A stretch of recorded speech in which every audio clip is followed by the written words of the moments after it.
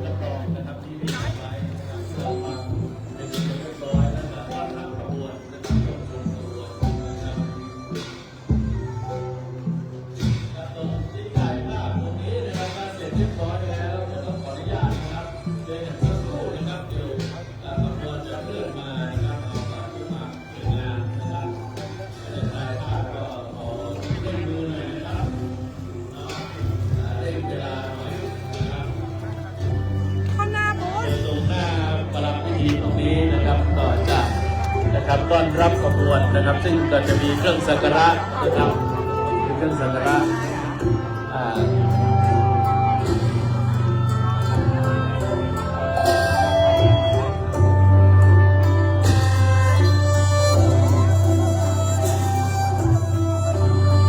ครับหัวหน้าส่วนราชการนะครับถ้ามาแล้วนะครับก็ขอนั่งที่รับรองนะครับเพื่อร่วมต้อนรับขบวนเครื่องสักการะนะครับและก็ขบวนของ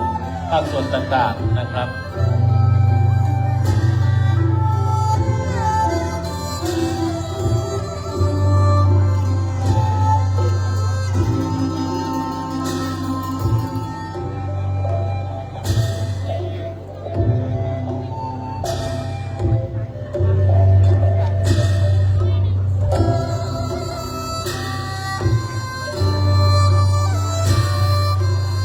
ลัมพิธีนะครับต้องขออนุญาตนะครับ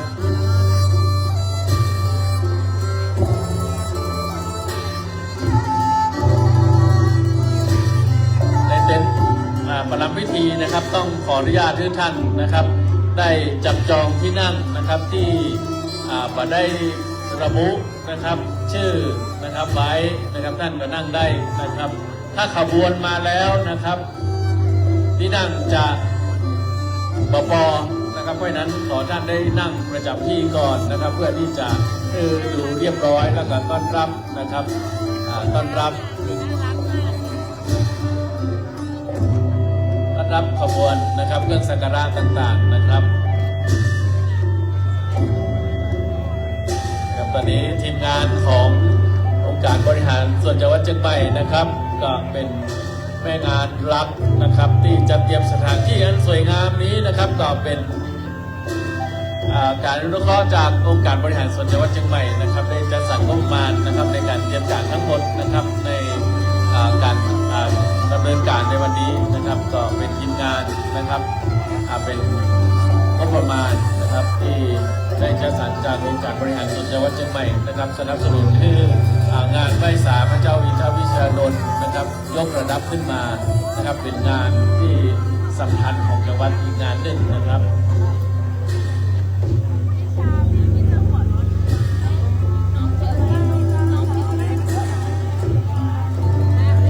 ขณะนี้ได้เจ้าขบวนอัญเชิญเครื่องสักการะไหว้สาตามแบบประเพณีล้านนาและองค์พระพามหากุศลได้เคลื่อนออกจากภายในสถานีรายงานตอนนี้แล้วเจ้าและกำลังเข้าสู่บริเวณบนวันที่ดีแห่งนี้ซึ่งเป็นที่ประดิษฐานพระองค์พระเจ้าอินทวิชยานนท์นะเจ้าผู้ถือป้ายขบวนนะเจ้าจะเป็นสาวงาม4 ท่านด้วยกันนะเจ้าจะมีการฟ้อนเป็นฟ้อนล้านนาสักการะโดยเครือข่ายวัฒนธรรมหอคำพญามังลายจำนวน30 คนนะเจ้าซึ่งนำขบวนมากำลังเคลื่อนเข้าสู่มณฑลพิธีแห่งนี้แล้วนะเจ้าขอเสียงปรบมือต้อนรับขบวนโดยเจ้า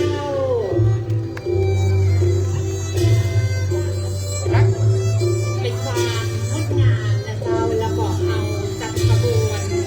อย่างงดงามอลังการของเช่นนี้ปีนะเจ้าซึ่งป้ายขบวนนั้นนะเจ้าเป็นป้ายสัญลักษณ์ของการจัดงานประเพณีไหว้สาพระสดุพระเจ้าอินทวิชยานนท์เจ้า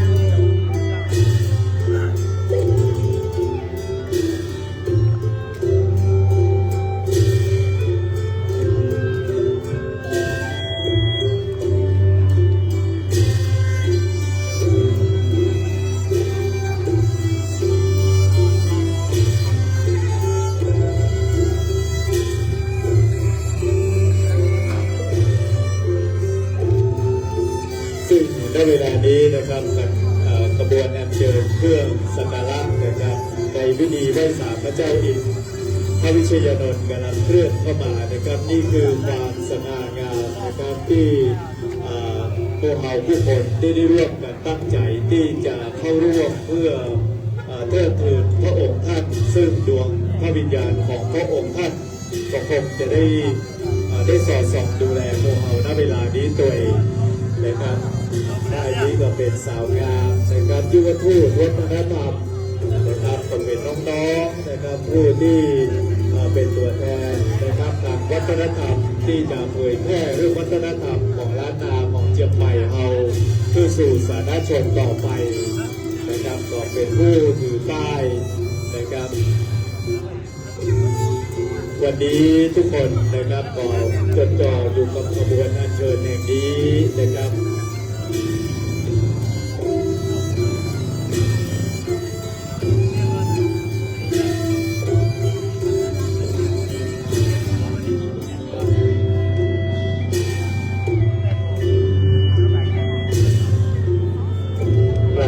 ที่ได้ถือป้ายนะครับ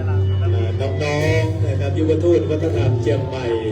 ได้ถือป้ายเข้ามานะครับซึ่งเป็นการเปิดขบวนเริ่มขบวนเข้ามาก็จะติดตามด้วยขบวนฟ้อนล้านนาสักการะ นะครับอันนี้ก็โดยกลุ่มของคำพยาบางลายนะครับ30 กว่าคนงามนะครับงามทุกคนฟ้อนงามถึงท่ารำนะครับฝึกกันตั้งแต่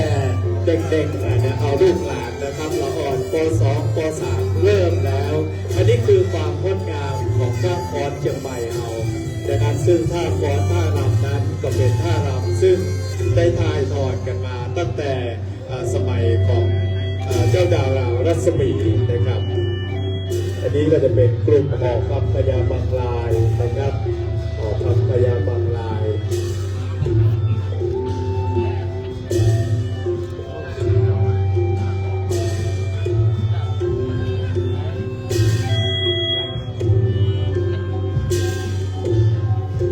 หลังจากฟ้อนล้านนาสักการะโดยกลุ่มหอคำพญาบางลายนะครับเสร็จสิ้นเรียบร้อยประเทศเสร็จสิ้นฮะแต่ผ่านไปนะครับขบวนที่3ก็นะฮะจะเป็นขบวนฟ้อนน้อมไว้สาพระบาทเจ้านะฮะโดยคณะศิษย์วัดป่าดาราพิรมนะครับวัดป่าดาราพิรมแน่นอนนะฮะไทยท่ารำนะครับก็จะเป็นสิ่งที่ถ่ายทอดกันมานะครับขบวนที่4จะเป็นขบวนอัญเชิญพานสักการะไหว้สานะครับ5 พานนะครับเพื่อที่จะอัญเชิญพานดอกต้นดอกหมากสุกหมากเป็นต้นเทียนต้นเงินต้นเพิ่งนะครับไม่ใช่ต้นเงินกับต้นเพิ่งอันนี้เป็นเพราะว่าอัญเชิญเครื่องสักการะแบบล้านนานะครับหลังจากที่เป็นอัญเชิญเครื่องสักการะแบบล้านนาเสร็จเรียบร้อยแล้วนะครับก็จะเป็นการอัญเชิญนะครับโต๊ะพระกยาหารเสวย2 โต๊ะนะครับ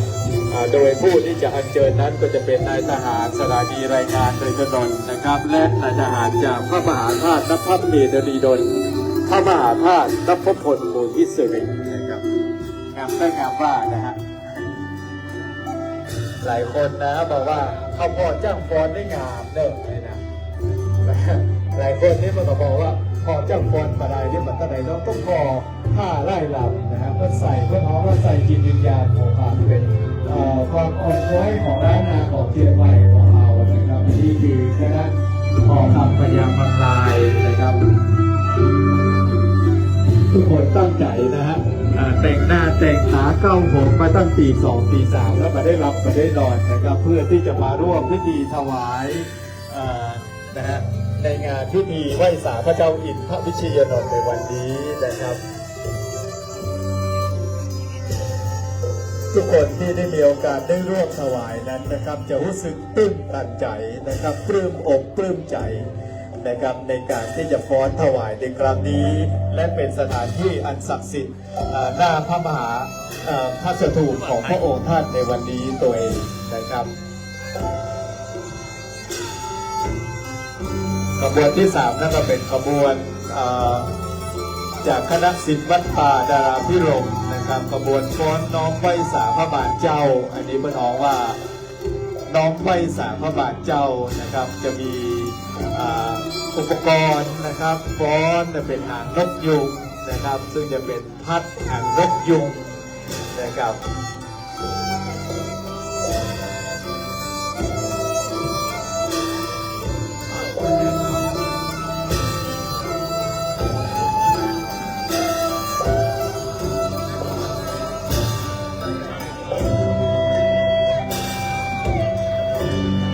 วันนี้นี่คนนักขนาดนะครับคนที่มาร่วมในพิธีไหว้สานักขนาดเลยนะครับ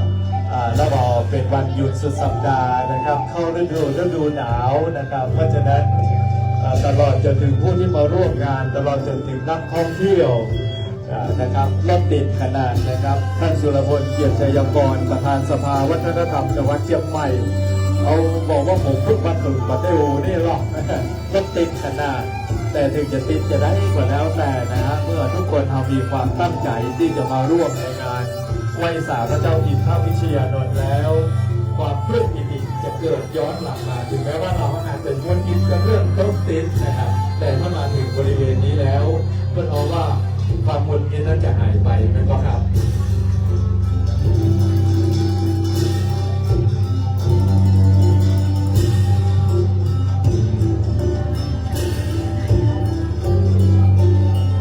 ข บวนก็ฟ้อนค่อยๆเคลื่อนนะครับผ่านหน้าประลับพิธีนะครับค่อยๆเคลื่อนไปกับน้อยเนอะ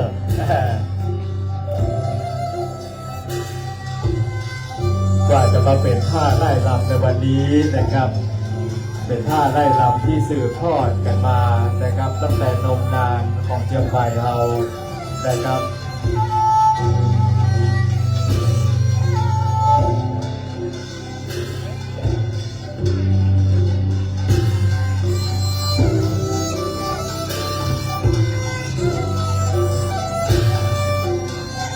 การแสดงที่ท่านได้รับชมอยู่นี้นะเจ้า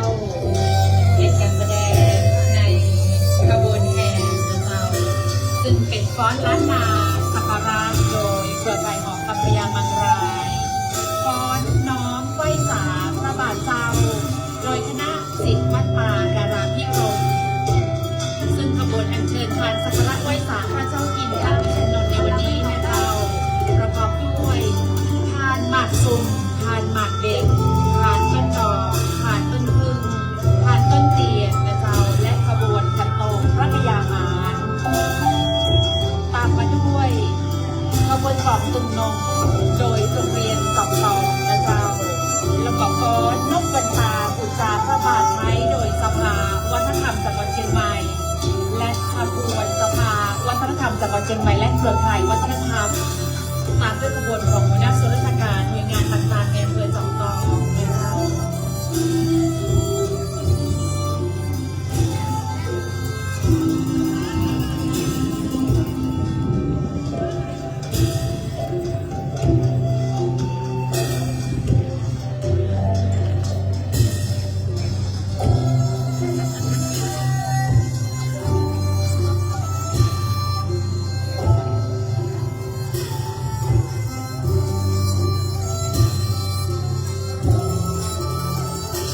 สำหรับผู้ที่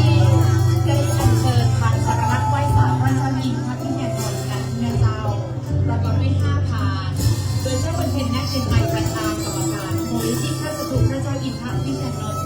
อัญเชิญพานต้นดอกเจ้านายนัทพรพัฒนนท์ในอำเภอจอมทองอัญเชิญพานหมากซุ่มนางกรวันสุมมาศวัฒนธรรมจังหวัดเชียงใหม่อัญเชิญพานหมากเบงนายจิรนิติเชิงสะอาดหัวหน้าเวียนแห่งชาติดอยนางรมอัญเชิญพานต้นเทียนและนาวาอากาศเอกธีรวิทย์ชิดเชื้อผู้บังคับการสถานีรายงานดอยนางรมอัญเชิญพานต้นขึ้นเจ้า ครับนี่ก็คือ5ท่านนะครับที่ได้เป็นตัวแทนภูเขาได้อัญเชิญผ่านสักการะแบบล้านนานะครับต้นดอกหมากสุ่มหมากเบงต้นเตียนต้นเพิ่มอันนี้เป็นเพราะว่าเป็นอารยะล้านนาของเรานะครับซึ่งมีแล้วก็หลังจากที่ได้ถวายหมากสุ่มหมากเบงทีละร้อยก็ยังจะมีถวายขันโตกพระกายาหารนะครับ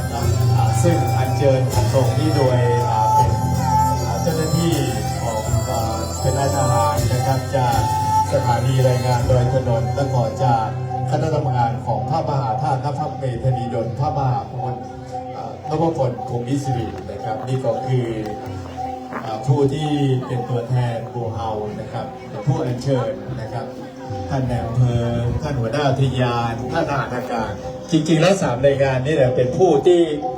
ทำงานปกปักรักษาโดยของเราถึงวันนี้นะครับโดยมี และสำหรับ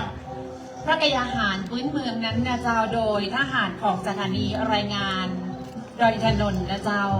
ซึ่งลำดับจากนี้นะเจ้าทั้ง4ท่านนะเจ้าจะได้ประกอบพิธีนะเจ้าเพื่อที่จะอัญเชิญเครื่องสักการะนะเจ้าทั้ง5อย่างนะเจ้าพร้อมทั้งกระยาหารนะเจ้า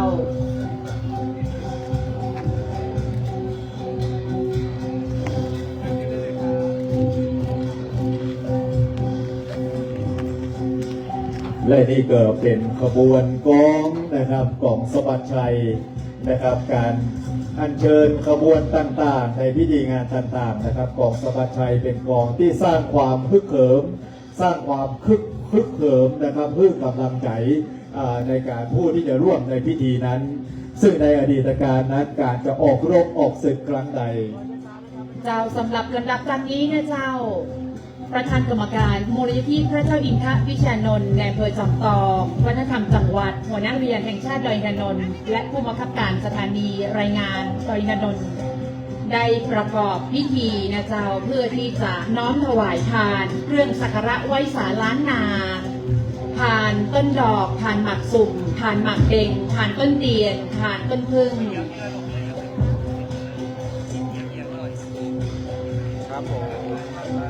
จากนั้นพระเจ้าประธานมูลนิธิพระเจ้าอินทวิชานนท์ได้น้อมถวายขันโตกพระกยาหารพื้นเมืองผลไม้ขนมของหวานและน้ำถึง2ขันโตกแด่พระรูปพระเจ้าอินทวิชานนท์แล้วเจ้า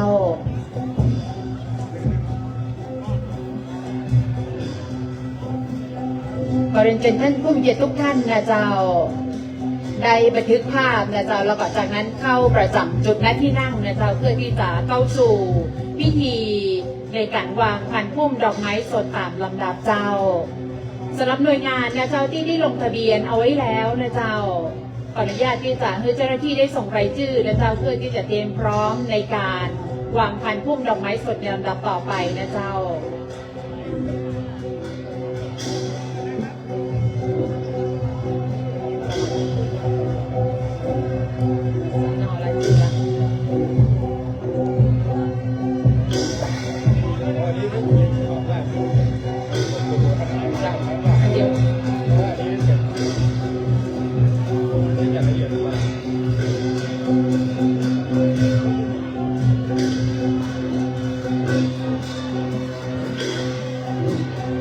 ครับตอนนี้ขบวนก็เคลื่อนมาเรื่อยๆนะครับผมคิดว่าตอนนี้ห่างขบวนยังบอกออกจากสถานีรายงานดอยอินทนนท์นะครับในส่วนขององค์กรปกครองท้องถิ่นยังไม่ได้ออกมานะครับ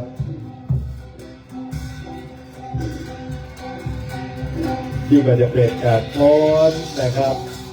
อันงดงามนะครับเป็น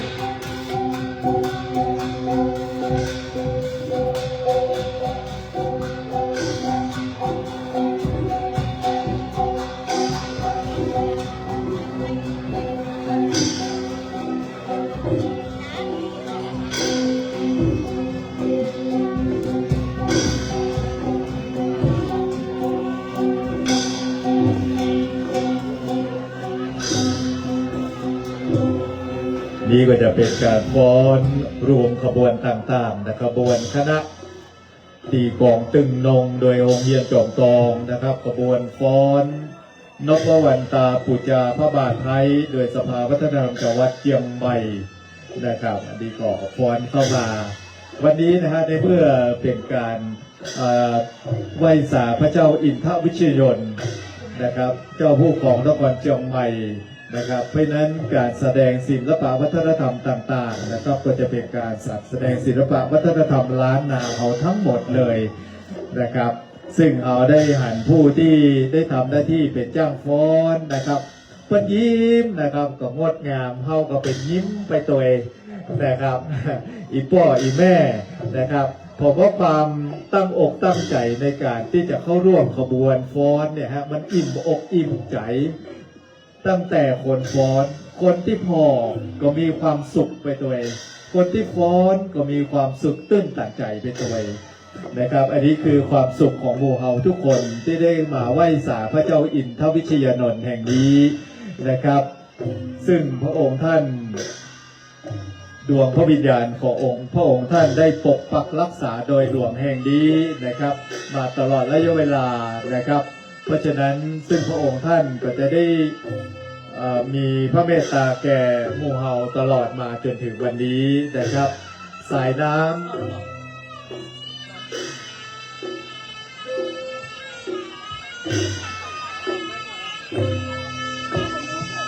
ำที่ไหลลงจากดอยถนนแห่งนี้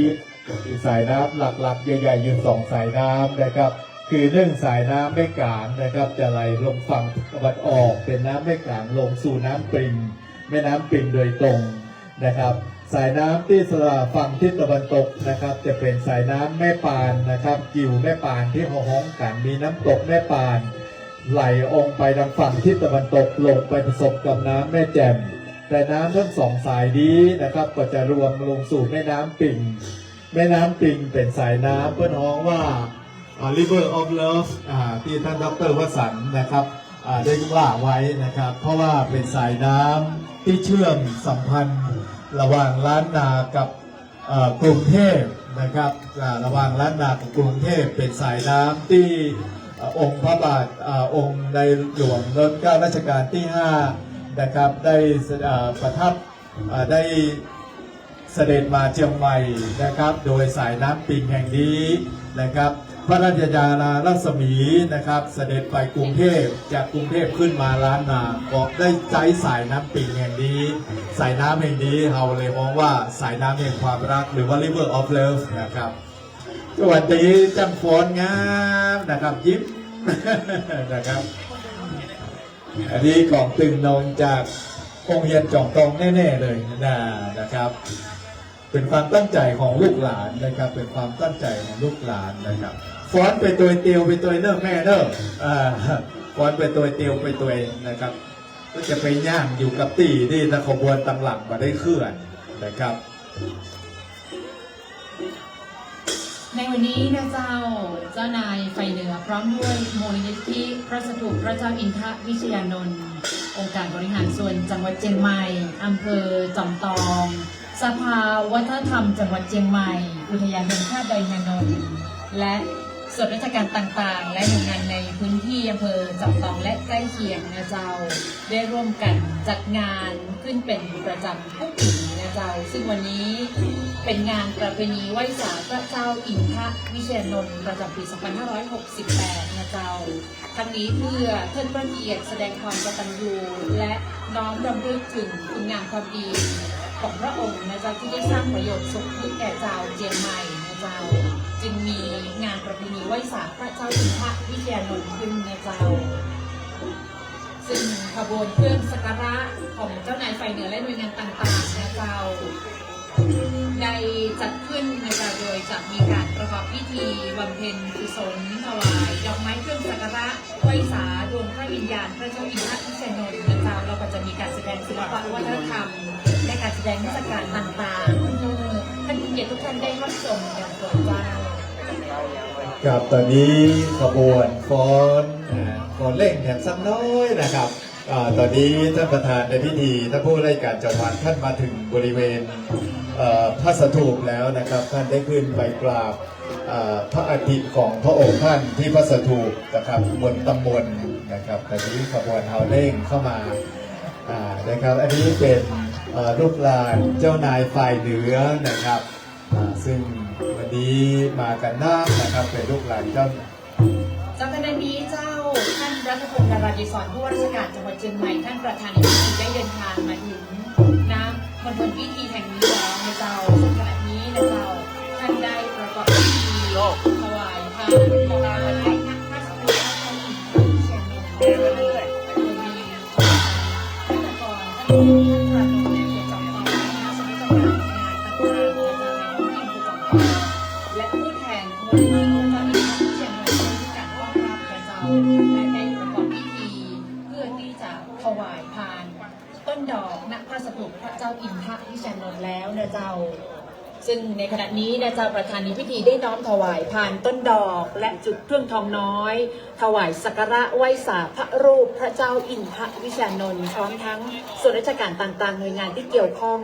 รวมถึงทายาทและลูกหลานเจ้านายไฟเหนือนะเจ้าได้ร่วมกันวางกลวยดอกไม้ถวายสักการะไหว้สาองค์พระสถูปนะเจ้าซึ่งแห่งสักคำหนึ่งนะเจ้าท่านประธานในพิธีพร้อมคณะนะเจ้าจะลงมายังมณฑลพิธีแห่งนี้นะเจ้าก่อนญาติซักซ้อมว่าเมื่อท่านประธานในพิธีมาถึงแล้วนะเจ้าจะเรียนเชิญท่านผู้เกียรติทุกท่านนะเจ้าได้ยืนขึ้นนะเจ้าเพื่อที่จะได้ร่วมน้อมถวายความอาลัยสมเด็จพระนางเจ้าสิริกิติ์พระบรมราชินีนาถพระบรมราชชนนีพันปีหลวงเจ้ากับขบวนที่ผ่านไปก็เป็นขบวนของสำนักงานเขตพื้นที่การศึกษานะครับต่อจากนั้นก็จะเป็นอุทยานแห่งชาติดอยถนนนะครับซึ่งเป็นเจ้าหน้าที่ที่คอยดูแลป่าไม้นะครับบนดอยถนนเหล่าแห่งนี้นะครับนี่คือที่ผู้ที่ทำหน้าที่พิทักษ์รักษาป่าแห่งนี้นะครับเจ้าหน้าที่อุทยานแห่งชาติดอยถนนนะครับหลังจากนี้ก็จะเป็น เป็นคณะของสมาคมอนุรักษ์และสิ่งแวดล้อมของอำเภอจอมทองโดยท่านประธานได้ทำมาเองสถานีรายงานโดยอินเทอร์เน็ตนะครับกองทัพอากาศกองทัพทัพฟ้านะครับดิกรีคณะทำงานพระมหาธาตุนภัสเมธีดีดลพระมหาธาตุนพพลภูมิสิรินะครับซึ่งบริเวณพระมหาธาตุนะครับณปัจจุบันนี้นะครับกองทัพอากาศและพระสนิกรชาวไทยได้อัญเชิญพระบรมราชานุสาวรีย์ของรัชกาลที่ 9 ได้มาประดิษฐานนะครับขบวนนี้ก็เป็นขบวนโรงเรียนราชประชานุเคราะห์นะครับซึ่งเป็นโรงเรียนที่อยู่มาห่างจากยอดดอยแห่งนี้มีกิจกรรมครั้งใดลูกๆหลานๆก็จะมาร่วมงานตลอดนะครับเจ้าขออนุญาตปรับเปลี่ยนกำหนดการเล็กน้อยนะเจ้า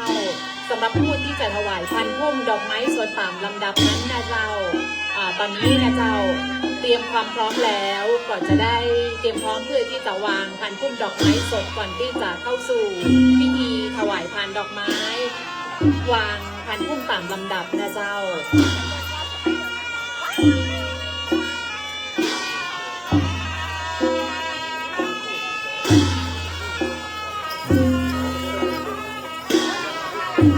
กับตอนนี้นะครับก็จะเป็นขบวนจากองค์กรปกครองส่วนท้องถิ่นต่างๆเทศบาลตำบลจอมทอง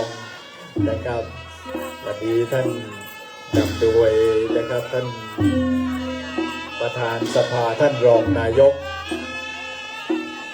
ครับอันนี้ก็คือเทศบาลตำบลจอมทองติดตามด้วยเทศบาลตำบลบ้านหลวงนะครับเพราะว่าพื้นที่แห่งนี้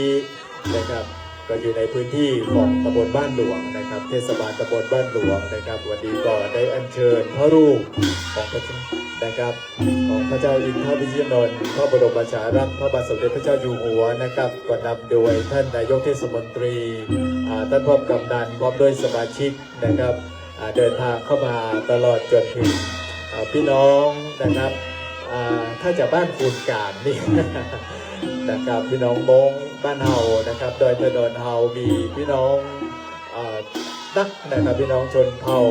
นะครับนักหลายนะครับเพราะฉะนั้นก็วันนี้ก็ถือว่าทุกคนได้มีความตั้งอกตั้งใจกันมาติดตามด้วยขบวนของเทศบาลตำบลสมเตี้ยนะครับซึ่งมานำโดยท่านนายกเทศมนตรีเทศบาลตำบลสมเตี้ยนะครับท่านรองนายกสมาชิกสภานะครับป้อนประกำนันนะครับผู้ใหญ่บ้านนะครับพ่อบ้านแม่บ้านได้เดินทางเข้ามาร่วมกันในวันนี้นะครับวันนี้ทุกคนมีความตั้งใจกันนะครับที่จะ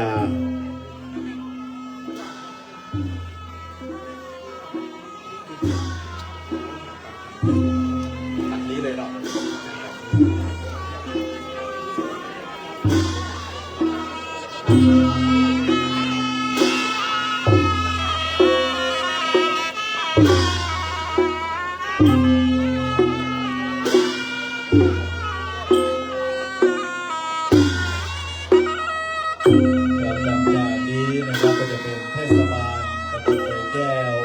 ซึ่งปีนี้นะครับเราจะสังเกตเห็นว่าการเทศบาลตำบลต่างๆนะครับพร้อมใจกันมากนะครับบอกว่าจะเป็นท่านนายกเทศมนตรีนะครับซึ่งพร้อมด้วยพวกกำนันของตำบลต่างๆนะครับได้นำลูกบ้านนะครับได้นำสมาชิกนะครับมาอย่างคับคั่งนะครับด้วยความตั้งอกตั้งใจทุกฝ่ายนะครับดังนั้นวันนี้นะครับบอกว่าจากองค์กรไหนและติดตามด้วยเทศบาลตำบลแม่สวยนะครับซึ่งได้อัญเชิญพระบรมราชาลัยจากพระบาทสมเด็จพระเจ้าอยู่หัวสมเด็จพระนางเจ้าราชินีนะครับและได้อัญเชิญพระรูปของพระเจ้าอินทวิเชียรนนท์นะครับก่อนจากนี้จะมีทางเจ้าหน้าที่นะครับท่านนายกเทศมนตรีป้องกันนะครับพร้อมด้วยลูกบ้านนะครับวันนี้พวกเราทุกคนมีความตั้งใจกันที่จะเข้าร่วมในพิธีนี้แล้วนะครับ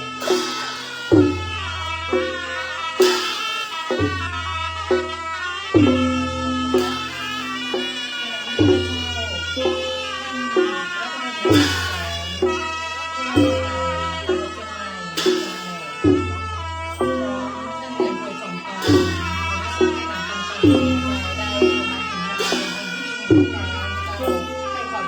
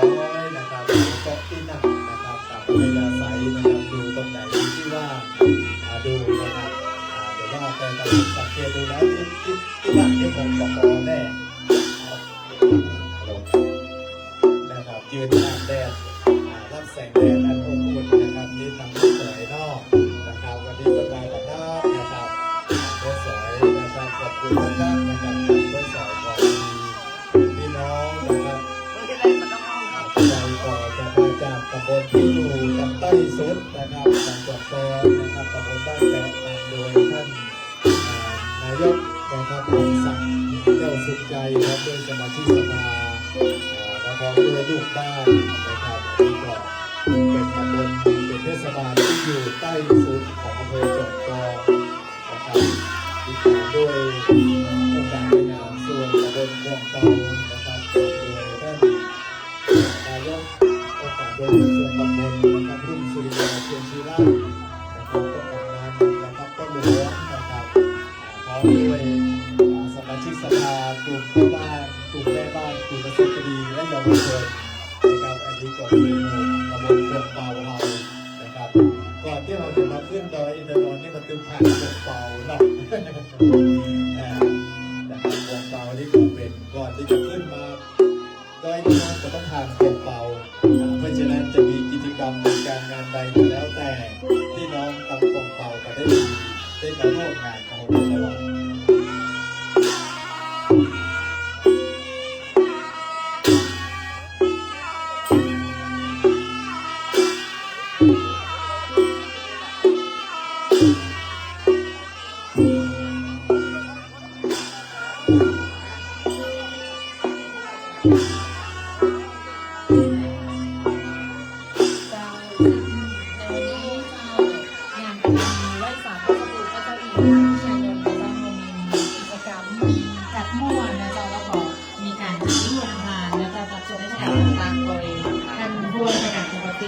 พร้อมคณะของเราก็ได้เยี่ยมทักทายพี่น้องประชาชนนะคะแล้วก็ได้เยี่ยมร้านค้าการมั่วนะคะในเวลาตรงนี้สำหรับส่วนราชการทางบ้านและเจ้าที่จะได้ประกอบพิธีในการถวายพันธุ์พุ่มดอกไม้สดกระเจ้าของมือเตรียมพร้อมซึ่งรายงานดังต่อไปนี้กระเจ้าอนุญาตที่จะนำเรียนตามลำดับกระเจ้า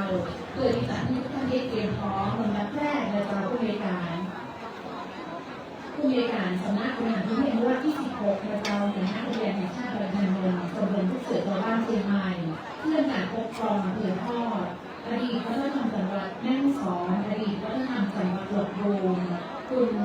นิรบลแม่เชียงใหม่เทศบาลตำบลสดเตี้ยสำนักงานพัฒนาชุมชนอำเภอสองตองอำเภอแม่วางเทศบาลตำบลสองตองของคุณดารังสมุรำลึกสำนักงานที่จังหวัดเชียงใหม่สาขาสองตองสำนักงานตำรวจอำเภอสองตองนะคะสมาคมลูกหลานที่นายฝ่ายเหนือสโมสรไดมอนด์เชียงใหม่อินทนนท์นะคะสำนักงานศึกษาธิการจังหวัดเชียงใหม่พระมหาธาตุเจดีย์ดอยอินทนนท์เทศบาลตำบลบางแก้วเทศบาลตำบลแม่สอยสำนักงานขนส่งสำนักงานสถานอำเภอสองตองสำนักงานส่งเสริมการเรียนรู้ระดับอำเภอสองตองสมาคมสิ่งแวดล้อมอำเภอสองตองนะคะและเครือข่ายด้วยวัฒนธรรมและภูมิปัญญานะคะสมาคมสตรีนครเชียงใหม่สถาบันวิจัยเทศบาลตำบลบ้านแปะโรงพยาบาลสองตองโรงเรียนสองตองสพเชียงใหม่เขต6วิทยาลัยการอาชีพสองตองโรงเรียนกลุ่มกลางเทศบาลตำบลบ้านหลวงอบตโป่งเปาโรงเรียนราชประชานุเคราะห์31พิพิธภัณฑ์เพื่อนักการรักที่โรงมูลนิธิหน้าว่าราชดำริอนุรักษ์ไทยเหนือมูลนิธิญาติเจ้านายไทยเหนือสถานีเกษตรกรรมนะเจ้าของเพื่อเตรียมพร้อมนะเจ้าณด้านหน้าเหมือนพิธีแห่งนี้ตามลำดับนะเจ้า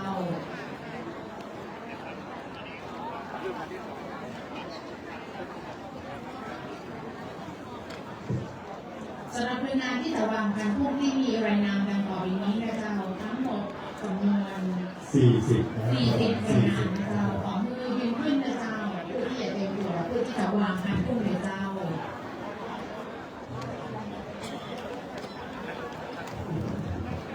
เราเจอในตั้ง40หน่วยงานนะเจ้าที่ลงทุนไปแล้วนะเจ้าเรียนเชิญเจ้า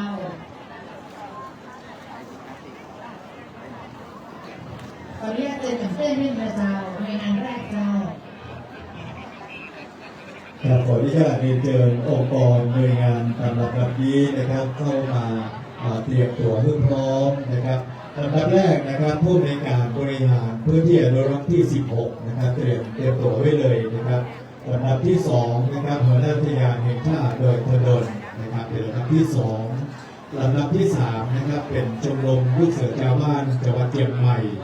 ลำดับที่4คือที่ทำการปกครองอำเภอฮอดลำดับที่5นะครับอดีตวัฒนธรรมจังหวัดแม่ฮ่องสอนนะที่5ระดับแรกเลยนะครับเตรียมตัวไว้เลยนะครับตีนาพระลูกนะครับ ก็จะขอเชิญหน่วยงานทั้ง4หน่วยงานนะเจ้าตั้งแถวด้านหน้านะเจ้าแล้วก็เรียนเชิญขึ้นทีละ2หน่วยงานนะเจ้าเ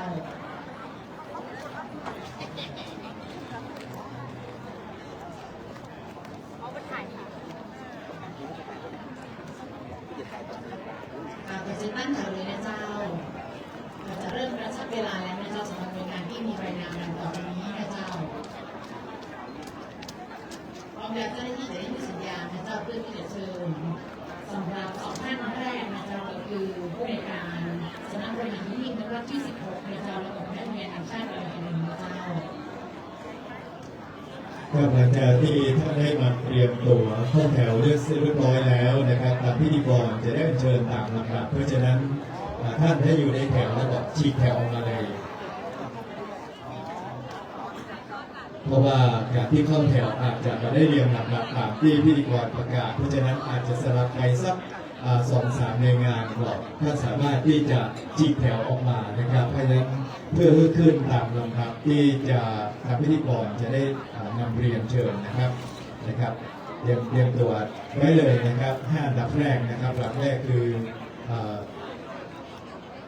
ผู้อำนวยการบริหารพื้นที่อนุรักษ์ที่ 16 นะครับอันดับที่ 2 หัวหน้าอุทยานแห่งชาติดอยถนนอันดับที่ 3 ชมรมลูกเสือชาวบ้านนะครับ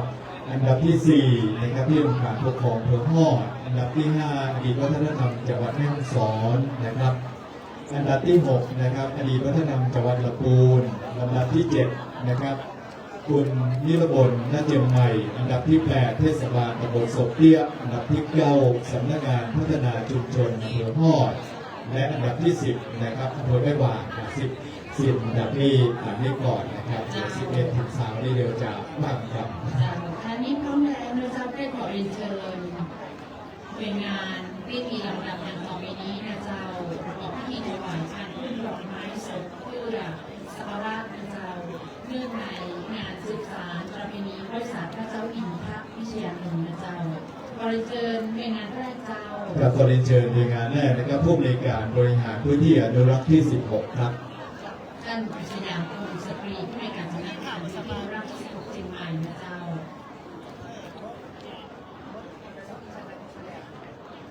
พร้อมทั้งหัวหน้าเรียนที่ไปดำเนินการ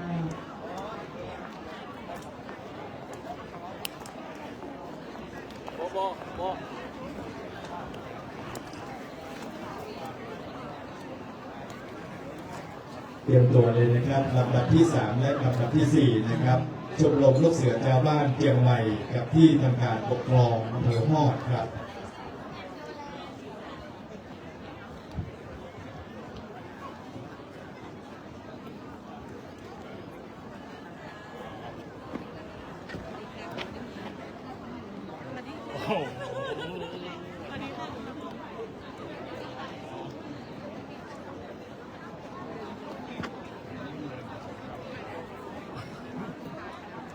ครับ2 ลำดับต่อไป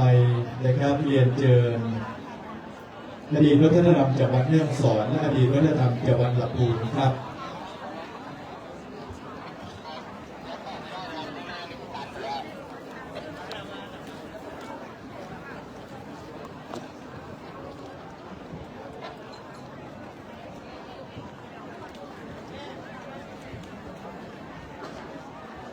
ต่อไปนะครับเรียนเชิญคุณ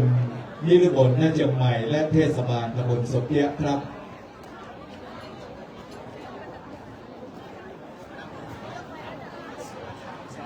ขออนุญาตที่จะอ่านรายงานในตอนของหน่วยงานต่างๆที่จะขึ้นวางการขึ้นดอกไม้สดนะเจ้าในรายงานดังต่อไปนี้นะเจ้าครับถึงศพเตี้ยเรียบร้อยแล้วนะครับลำดับที่ 9 และลำดับที่ 10 สำนักงานพัฒนาชุมชนอำเภอจอมทองและอำเภอแม่วางครับต่อจากนั้นเป็นเทศบาลตำบลจอมทองและกองทุนดารารัศมีรำลึกต่อจากนั้นนะครับเรียนเชิญสำนักงานที่ดินจังหวัดเชียงใหม่สาขาจอมทองสถานีตำรวจภูธรจอมทอง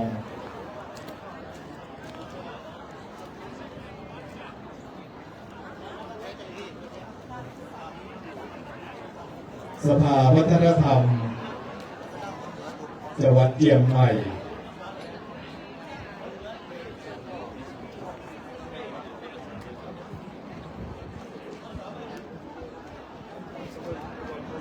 เพราะฉะนั้นจะขออนุญาตอ่านไปเรื่อยๆเลยนะครับเพราะฉะนั้น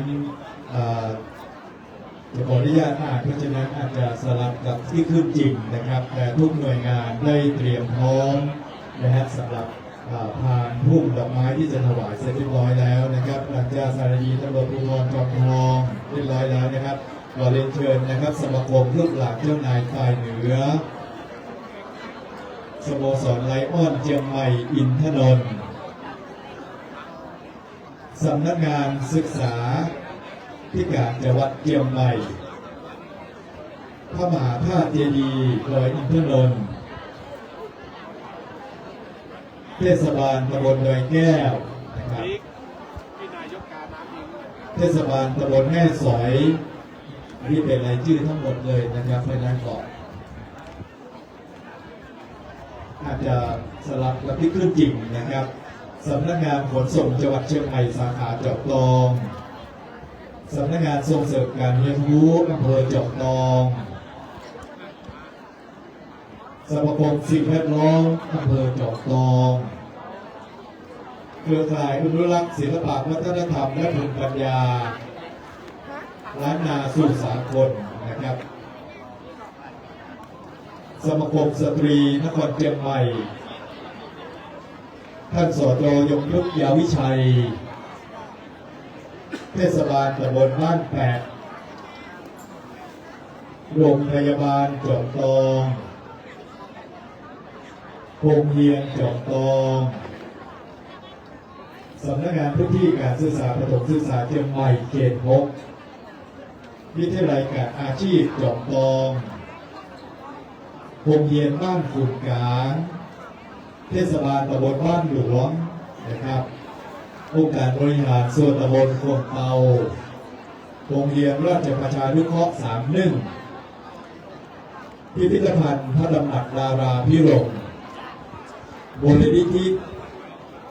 นวราชดำริอนุรักษ์ฝ่ายเหนือมูลนิธิทายาทเจ้านายฝ่ายเหนือและสถานีเกษตรหลวงอินทนนท์ที่ตามรายชื่อทั้งหมด40รายชื่อนะครับ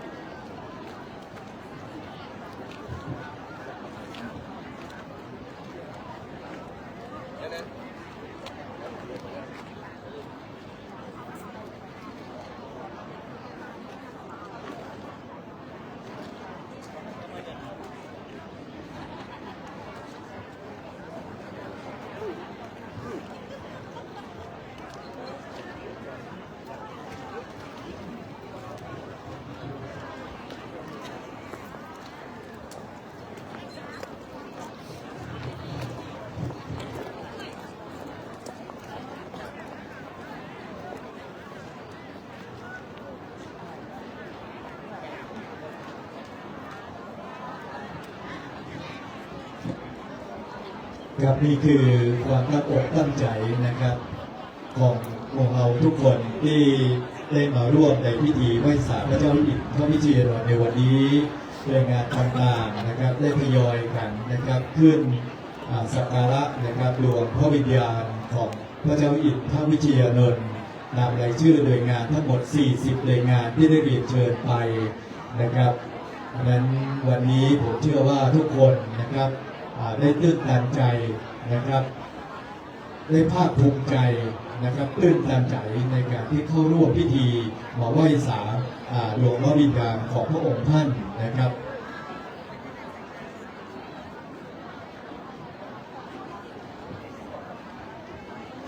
ซึ่งพระเจ้าอินทวิเชยนนั้นเป็นเจ้าหลวงผู้ครองนครเชียงใหม่องค์ที่7นะครับพระองค์ท่านเป็นพระราชบิดาของพระราชชายาเจ้าดารารัศมีนะครับในรัชกาลที่5นะครับพระองค์ท่านได้ปกครองเชียงใหม่เฮา24ปีนะครับในรัชสมัยของพระองค์ทรงถึงแก่พิลาลัยเมื่อวันที่23พฤศจิกายน2440นะครับพระองค์เป็นเจ้าหลวงปฏิสราชพระองค์สุดท้ายของเชียงใหม่ก่อนที่จะมีการรวมหัวเมืองปฏิสราชต่างๆนะครับก็เป็นส่วนหนึ่งของสยามประเทศนะครับพระองค์ได้สร้างคุณประโยชน์นานาประการเพื่อกับเชียงใหม่เข้ามานะครับถึงวันครบรอบปีนะครับข้วยปีเมื่อใดวันที่23พฤศจิกายนโมเฮาก็จะได้มาบวงสรวงดวงพระวิญญาณของพระองค์ท่านนะครับซึ่งปีนี้ในปี2568อาจารย์ก็ครบรอบ118 ปีของการพิลาลัยแล้วเจ้าโดยวันนี้เจ้านายฝ่ายหนึ่งนะคะพร้อมด้วยพลที่พระสมเด็จพระเจ้าอินทวิเชยนนท์อำเภอจอมทองสภาวัฒนธรรมจังหวัดเชียงใหม่ทุเรียนแห่งชาติเป็นมงและหน่วยงานต่างๆในพื้นที่และใกล้เคียงจะออกมาร่วมกันจัดงานขึ้นเป็นประจำทุกปีเพื่อไหว้สาและจะมีสอควรของเราจะมีเพื่อจะเกียรติและแสดงความการรับรู้และรำลึกถึงคุณงามความดีของพระองค์ที่สร้างประโยชน์กับชาวเชียงใหม่เจ้า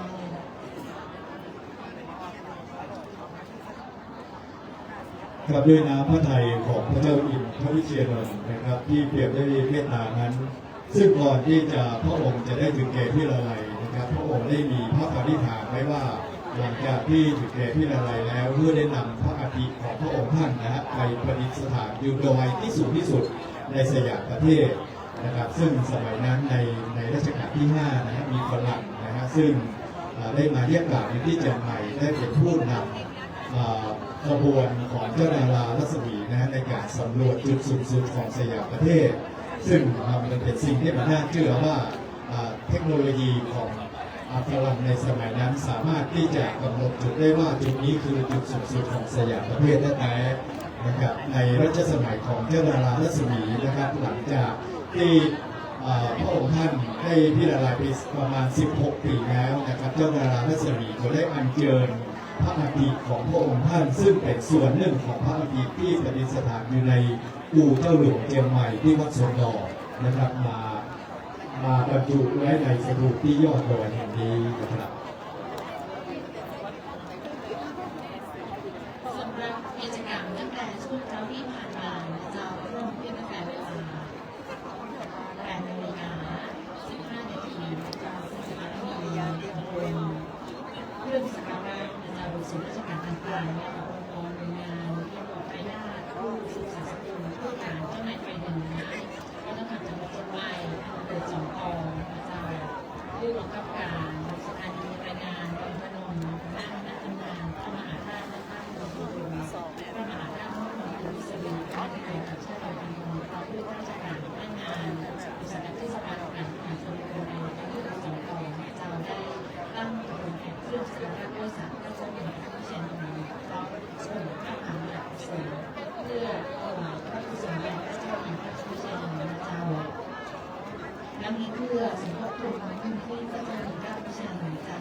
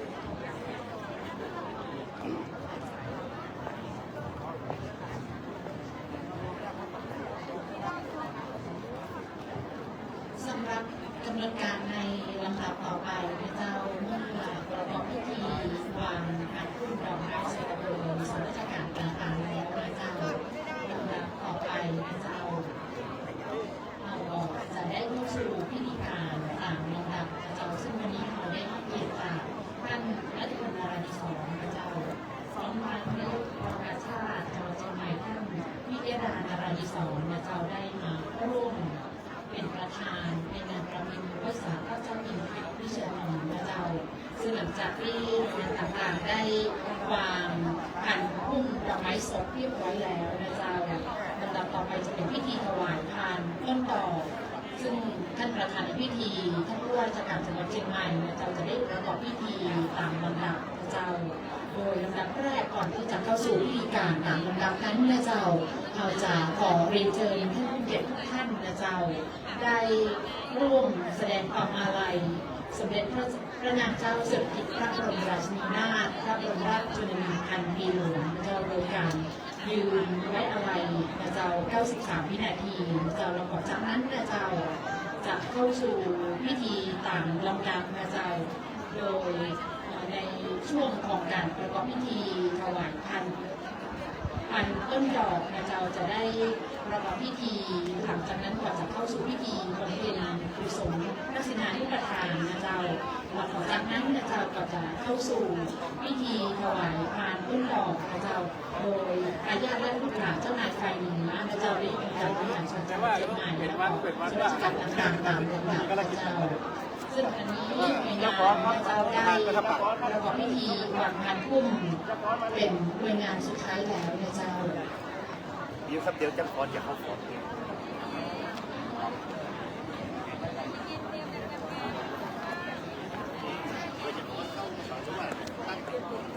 หาตั้งแถวรอก่อนเจ้า แล้วเดี๋ยวรอนายกอู้เสร็จถึงจะเริ่มฟ้อน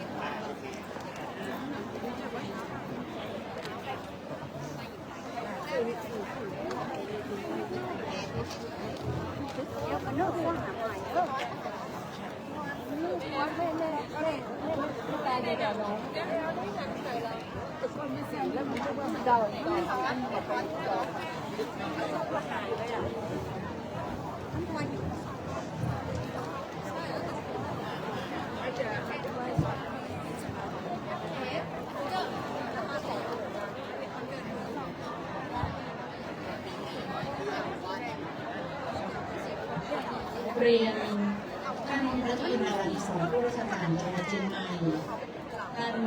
วิยดานาราธิสรท่านนายกประชาจังหวัดเชียงใหม่คณะหน่วยงานและส่วนราชการทุกหน่วยงานวันนี้จังหวัดเชียงใหม่พร้อมด้วยส่วนราชการในจังหวัดเชียงใหม่ได้จัดงานประเพณีเลิกสาข้าเจ้าดินพระวิทยาลัยประจำปี2568ซึ่งก่อนที่จะเข้าสู่พิธีการตามนี้ให้ขอเรียนเชิญท่านผู้เกียรติทุกท่านได้ยืนขึ้นและจะได้ร่วมแสดงความอาลัยสมเด็จพระนางเจ้าสิริกิติ์พระบรมราชินีนาถพระบรมราชชนนีพันปีหลวงจะเรียนเชิญท่านผู้เกียรติทุกท่านได้ยืนขึ้นเจ้า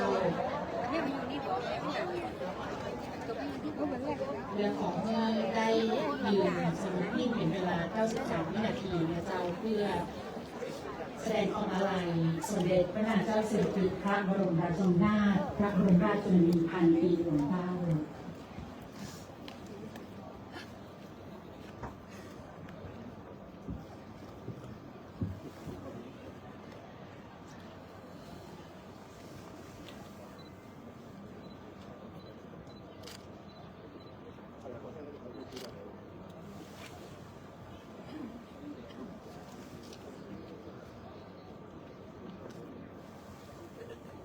ขอบคุณเจ้าท่านผู้เกียรติทุกท่านนั่งลงได้เจ้า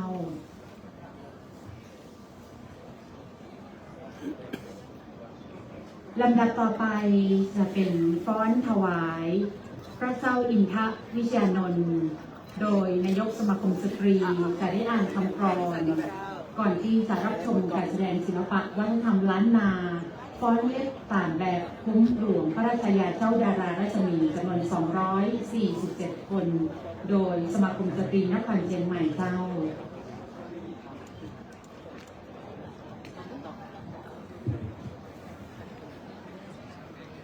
ขอน้อมกราบพ่อเจ้าอินทวิทยานนท์พระราชาผู้ทรงคุณแห่งล้านนาสยามแดนดอยสูงฟ้าสูงสุดแดนไกลร้อยดวงใจทุกดวงเฝ้าพักดีพระราชยาเจ้าดารารัศมีศรีศักดิ์ทรงฟ้อนรบเป็นอัครด้วยวิถีและเรื่องราวแ แพรวดั่งทองมณีขอความดีถูกลำลึกทุกล่วงกลางหมอกห่มฟ้าเหนือยอดอินทนนท์คือสัญลักษณ์ของพระองค์แผ่ไพศาลข้าเจ้าขอกราบถวายพระประจำทุกทานด้วยบอนเล็กถวายองค์เหนือกล้าวเทิน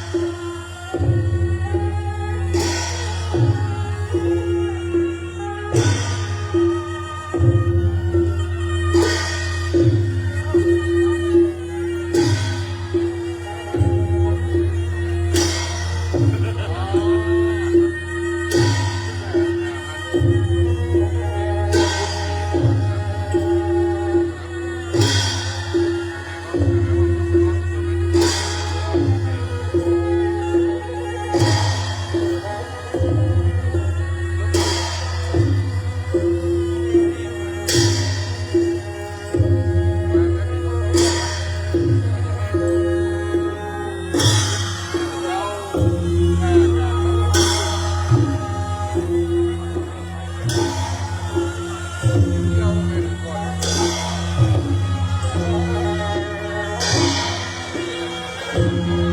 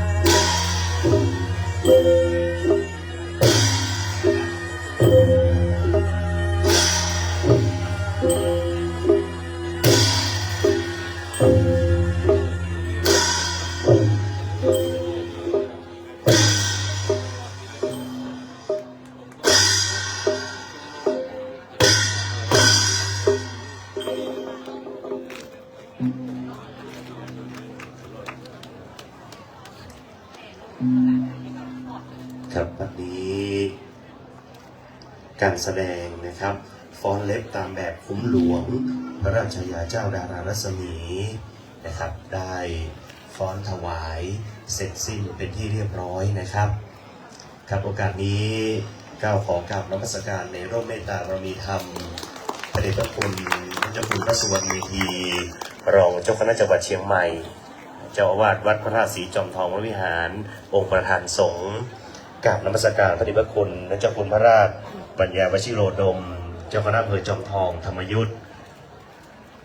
กราบนมัสการในร่มเมตตาบารมีธรรมพระเดชพระคุณเจ้าคุณพระราชวชิรสิทธิรักษาการเจ้าคณะจังหวัดเชียงใหม่ลำพูนแม่ฮ่องสอนธรรมยุทธนะครับ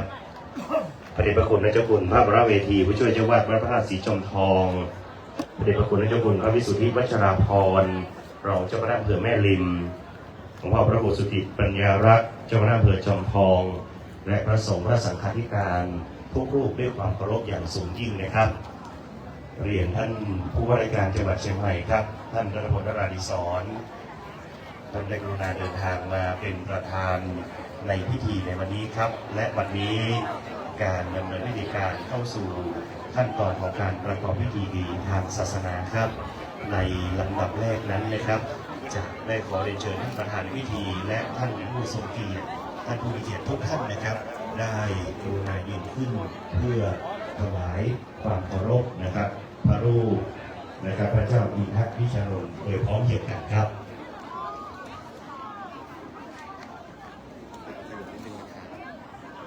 ถวายความเคารพพระรูปพระเจ้าอินทวิชารนทั้งหมดต้น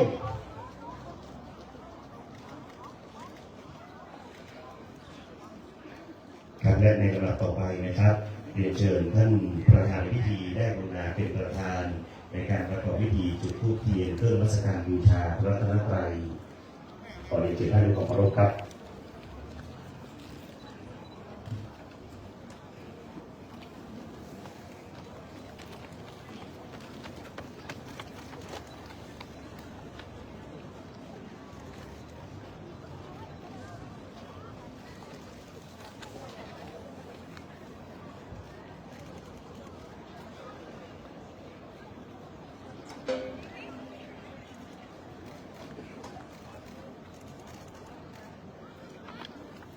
ท่านจะได้กรุณาจุด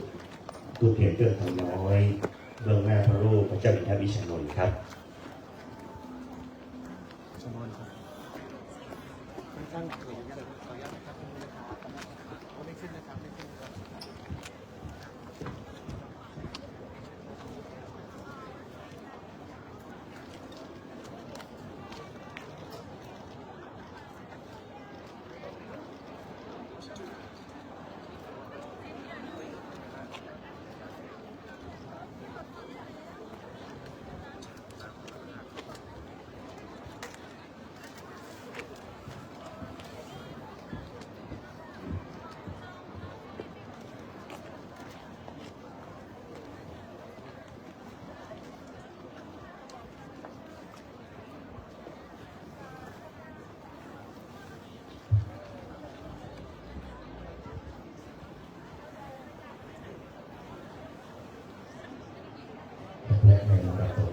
จะได้ไหว้พระสวดมนต์เป็นจะศีลตามลำดับครับ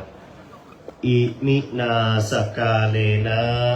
พุทธังอภิปูชยามะอิมินาสกาเลนะธัมมังอภิปูชยามะอิมินาสกาเลนะสังฆังอภิปูชยามะอะระหังสัมมาสัมพุทโธภควาพุทธังภควันตังอภิวาเทมิสวากขาโตภควตาธัมโมธัมมังนัมสสามิสุปฏิปันโนภควโตสาวกสังโฆสังฆังนะมามิมะยังพันเตวิสุงรักนัฏฐายะติสรเนนะสหปัญจศีลานิยาจามะทุติยัมปิมะยังพันเตวิสุงรักนัฏฐายะติสรเนนะสหปัญจศีลานิยาจามะตติยัมปิมะยังพันเตวิสุงรักนัฏฐายะติสรเนนะสหปัญจศีลานิยาจามะนะโมตัสสะภะคะวะโตอะระหะโตสัมมาสัมพุทธัสสะนะโมตัสสะภะคะวะโตอะระหะโตสัมมาสัมพุทธัสสะนะโมตัสสะภะคะวะโตอะระหะโตสัมมาสัมพุทธัสสะนะโมตัสสะภะคะวะโตอะระหะโตสัมมาสัมพุทธัสสะนะโมตัสสะภะคะวะโตอะระหะโตสัมมาสัมพุทธัสสะนะโมตัสสะภะคะวะโตอะระหะโตสัมมาสัมพุทธัสสะพุทธังสรณังคัจฉามิพุทธังสรณังคัจฉามิธัมมังสรณังคัจฉามิธัมมังสรณังคัจฉามิสังฆังสรณังคัจฉามิสังฆังสรณังคัจฉามิติยัมปิพุทธังสรณังคัจฉามิทุติยัมปิพุทธังสรณังคัจฉามิทุติยัมปิธัมมังสรณังคัจฉามิทุติยัมปิธัมมังสรณังคัจฉามิทุติยัมปิสังฆังสรณังคัจฉามิทุติยัมปิสังฆังสรณังคัจฉามิตติยัมปิพุทธังสรณังคัจฉามิอติยัมปิพุทธังสรณังคัจฉามิอติยัมปิธัมมังสรณังคัจฉามิอติยัมปิธัมมังสรณังคัจฉามิอติยัมปิสังฆังสรณังคัจฉามิอติยัมปิสังฆังสรณังคัจฉามิปานาติปาตาเวระมณีสิกขาปะทังสมาธิยามิอานาทิปาตาเวรมณีสิกขาปะทังสมาธิยามิอาเทนาทานาเวรมณีสิกขาปะทังสมาธิยามิอาทินนาทานาเวรมณีสิกขาปะทังสมาธิยามิอาเมสุมิจฉาจาราเวรมณีสิกขาปะทังสมาธิยามิกาเมสุมิจฉาจาราเวรมณีสิกขาปะทังสมาธิยามิมุสาวาทาเวรมณีสิกขาปะทังสมาธิยามิมุสาวาทาเวรมณีสิกขาปะทังสมาธิยามิราเมรยมัชฌะปมาทัฏฐะมุสาวาทาเวระมณีสิกขาปะทังสมาธิยามิมุสาวาทาเวรมณีสิกขาปะทังสมาธิยามิสุราเมรยมัชฌะปมาทัฏฐานาเวระมณีสิกขาปะทังสมาธิยามิสุราเมรยมัชฌะปมาทัฏฐานาเวรมณีสิกขาปะทังสมาธิยามิมานิปัญจสิกขาปะทานิเสเลนะสุขติยันติเสเลนะโภคะสัมปทาเสเลนะนิพพุติยันติตัสมาสีลังวิโสทะเยและในลำดับต่อไปพระสงฆ์ทรงสำหรับ องค์สมเด็จนั้นจะได้เมตตาสู่วัติกาครับ นะโมตัสสะภะคะวะโตอะระหะโตสัมมาสัมพุทธัสสะนะโมตัสสะวะโตอะระหะโตสัมมาสัมพุทธัสสะนะโมตัสสะภะคะวะโตอะโตสัมมาสัมพุทธัสสะกุศลธัมมาอกุศลธัมมาอัพพยากตาธัมมาสุขายายาสัมปโยตาธัมมาทุกขายาเวทนายาสัมปโยตาธัมมาอทุกขมายาเวทนายาสัมปโยตาธัมมาวิปากาธัมมาวิปากาธัมมะธัมมาเนวะนาเวปากาธัมมะธัมมาอุปาทินุปาทานิยาธัมมาอนุปาทินุปาทานิยาธัมมาอนุปาทินปารานิยาธัมมาสังเกเลตาสังเกเลสิกาธัมมาอสังเกเลตาสังเกเลมาอาสังเกเลธาสังเกเลสิกาธัมมาสาวิตกาสาวิจาราธัมมาอเวตกาวิมัตตาธัมมาอวิตกาวิจาราธัมมาปิติสังฆคตาธัมมาสุขะอุเบกขาสังฆตาธัมมาทัสสะเนนะปะหาตัพพาธัมมาภาวะนายาปะหามาเนวาตัสสะเนนะนะภาวะนายาปะหาตัพพาธัมมาทัสสะเนนะปะหาตัพพะเหตุกา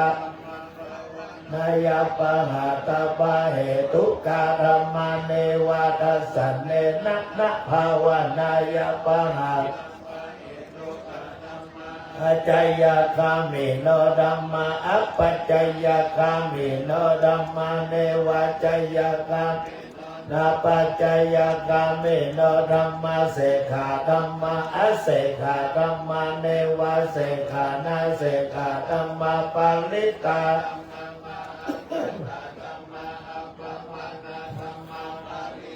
ลัมมานาธัมมา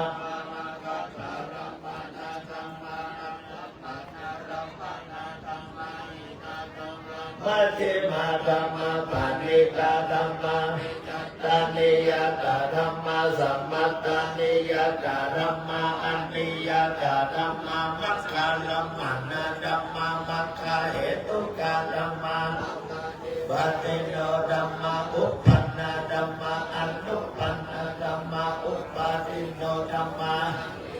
ธัมมาอนาคาตาธัมมาปัจจุปันนาธัมมาอติตาลัมมานาธัมมาอนาคาตาลัมมานาธัมมาธรรมาภาหิทาธรรมาอัจจตาภาหิทาธรรมาอัจจตาลัมมานาธรรมาภาหิทาลัมมาจัตตาภาหิทาลัมมานาธรรมาสันนิทาสนาสัพพติฆาธรรมาอันนิทาสนาสัพพติฆาธรรมากัสสนาปฏิฆาธัมมาเหตุปัจจโยอัลลัมมานะปัจจโยอติปฏิปัจจโยอนันต์ปัจจโยสหชาตปัจจโยอัญญมัญญปัจจโยนิสัยปัจจโยอุปเนสปัจจโยโภเนชาตปัจจโยปัจจชาตปัจจโยปัจจโยกรรมปัจจโยวิปัสสปัจจโยอาหารปัจจโยอินทรียปัจจโยชานะปัจจโยมัคคะปัจจโยจโยวิปัญโยตปัจจโยอัตถิปัจจโยนาติปัจจโยวิคัตปัจจโยอวิคัตปัจจโยวันนี้พระสงฆ์ทรงสมศักดิ์มีเป็นพระคุณพระคุณพระสวดเอดีเราจะไม่จังหวัดเชียงใหม่เจ้าวัดพระศรีพระราศีทองทองวิหารได้เมตตาพระสงฆ์ทุกปวงส่วนพระบรมราชิกาสุขุมจบลงไปเป็นที่เรียบร้อยครับและในลำดับต่อไปจะเป็นการทอดผ้าไตร แบบนี้ขอเรียนเชิญท่านประธานพิธีครับท่านผู้ว่าราชการจังหวัดเชียงใหม่และท่านผู้ว่าราชการที่2ครับได้กรุณาทอดผ้าไตรลงหน้าพระสงฆ์ทรงสมณศักดิ์ทั้ง10 รูปครับ มันบางครับผมถอยออกมาอีกนิดหนึ่งได้ไหมฮะขาตั้งนะครับ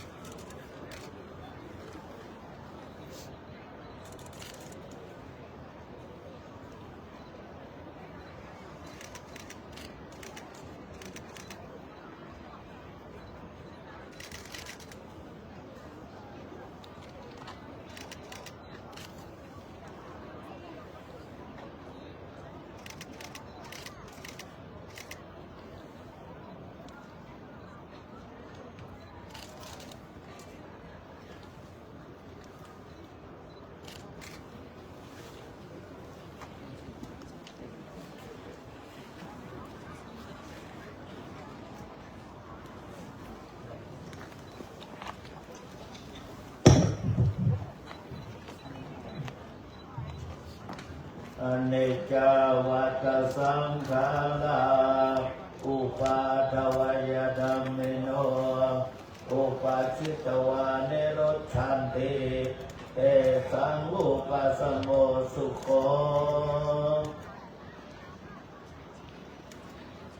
ครับกราบขอบพระคุณในร่มเมตตาบารมีธรรมพระเดชพระคุณเจ้าทุกรูปครับให้โปรดเมตตาสนับสนุนเพื่อถวายกุศลนะครับกับพระเจ้าอยู่หัวพระวิชานนท์นะครับในประเพณีไหว้สาพระเจ้าอยู่หัวพระวิชานนท์ประจำปี 2568 ครับขอบพระคุณท่านผู้ว่าราชการจังหวัดเชียงใหม่ครับได้บูรณาพระผ้าไตรเสร็จสิ้นเป็นที่เรียบร้อยครับและในลำดับต่อไปนะครับจะเป็นการถวายครับจตุปัจจัยทายธรรมแด่พระสงฆ์นะครับซึ่งในวันนี้เพื่อเป็นการอนุรักษ์ประเพณีแบบโบราณล้านนานะครับจึงได้จัดเครื่องสังฆทานแบบล้านนาครับน้อมถวายแด่พระคุณเจ้าพระสงฆ์ทุกรูปนะครับในวันนี้ซึ่งการถวายจตุปัจจัยทายธรรมนั้นจะได้เรียนเชิญนะครับท่านผู้มีเกียรติจำนวน2 ชุดครับชุดแรกจะเป็นการถวายสังฆทานนะครับแต่ชุดที่2นั้นจะเป็นการถวายปัจจัยครับ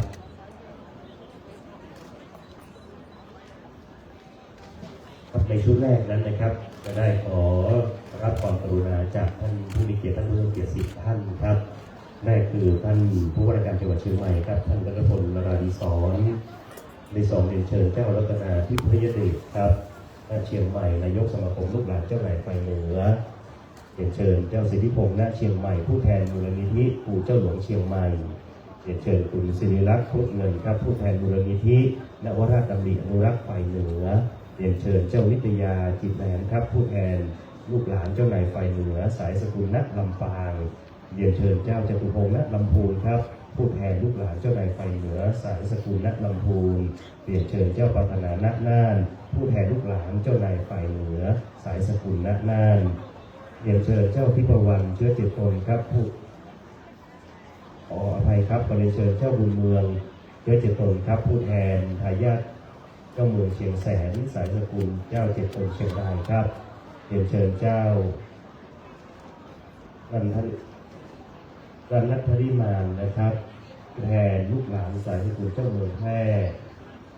เรียนเชิญเจ้าทานทิพย์ณเชียงใหม่ครับผู้แทนมูลนิธิเจ้านายไฟเหนือทั้ง10 ท่านได้กรุณาให้เกียรติถวายจตุปัจจัยสังฆทานแด่พระสงฆ์เรียนเชิญด้วยความเคารพครับ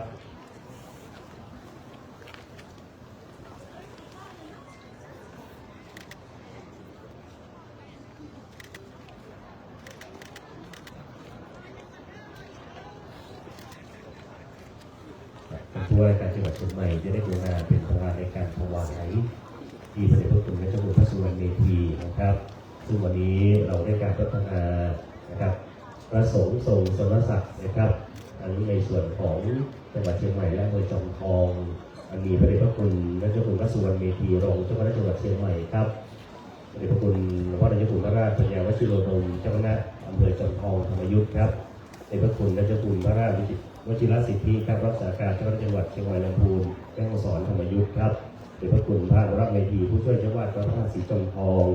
ในพระคุณพระวิสุทธิวัชราภรณ์รองเจ้าคณะอำเภอแม่ริมครับและหลวงพ่อพระครูสุติยารัตน์ครับเจ้าคณะอำเภอจอมทองพร้อมกับพระสังฆาธิการนะครับและคณะภาษาธิการในเขตอำเภอจอมทองครับเมตตาเป็นสงฆ์ในพิธีเรียนเชิญทุกท่านกลับที่รับรองเดิมครับขอบพระคุณทั้ง10ท่านครับ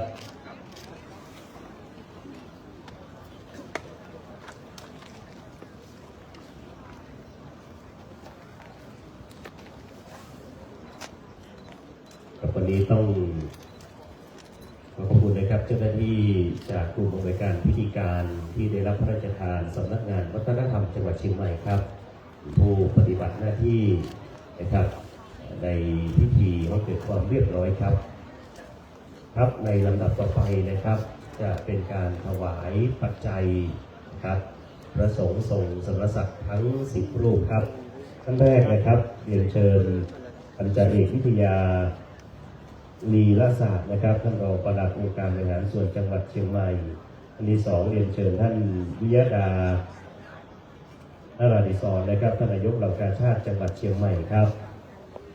ท่านที่3เรียนเชิญท่านนัฐกรพัทรวณนท์นะครับท่านในอำเภอจอมทองครับท่านที่4เรียนเชิญท่านนาวากาศเอกธีรวัฒน์ชิดเชื้อนะครับท่านผู้บังคับสถานี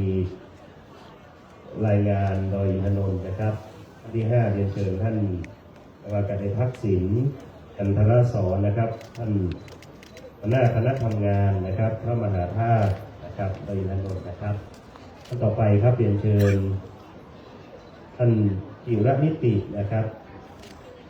เกิงสะอาดนะครับท่านหัวหน้าอุทยานแห่งชาติดอยอินทนนท์ครับท่านต่อไปเรียนเชิญท่านกฤษสยามคงสตรีนะครับท่านผู้อำนวยการสำนักบริหารพื้นที่อนุรักษ์ที่16ท่านต่อไปเรียนเชิญท่านสุรพลเกียรติชยากรครับท่านประธานสภาวัฒนธรรมจังหวัดเชียงใหม่เรียนเชิญท่านกรทิเพชรธนาไพวันนะครับท่านนายกเทศมนตรีเทศบาลตำบลบ้านหลวงเรียนเชิญนะครับคุณวรชาติภูหิรันรัตน์คุณวีรัตน์ภูหิรันรัตน์ครับ2ท่านนะครับเอรัญยิกสมาคมสตรีนครเชียงใหม่ครับเรียนเชิญทุกท่านด้วยความเคารพครับ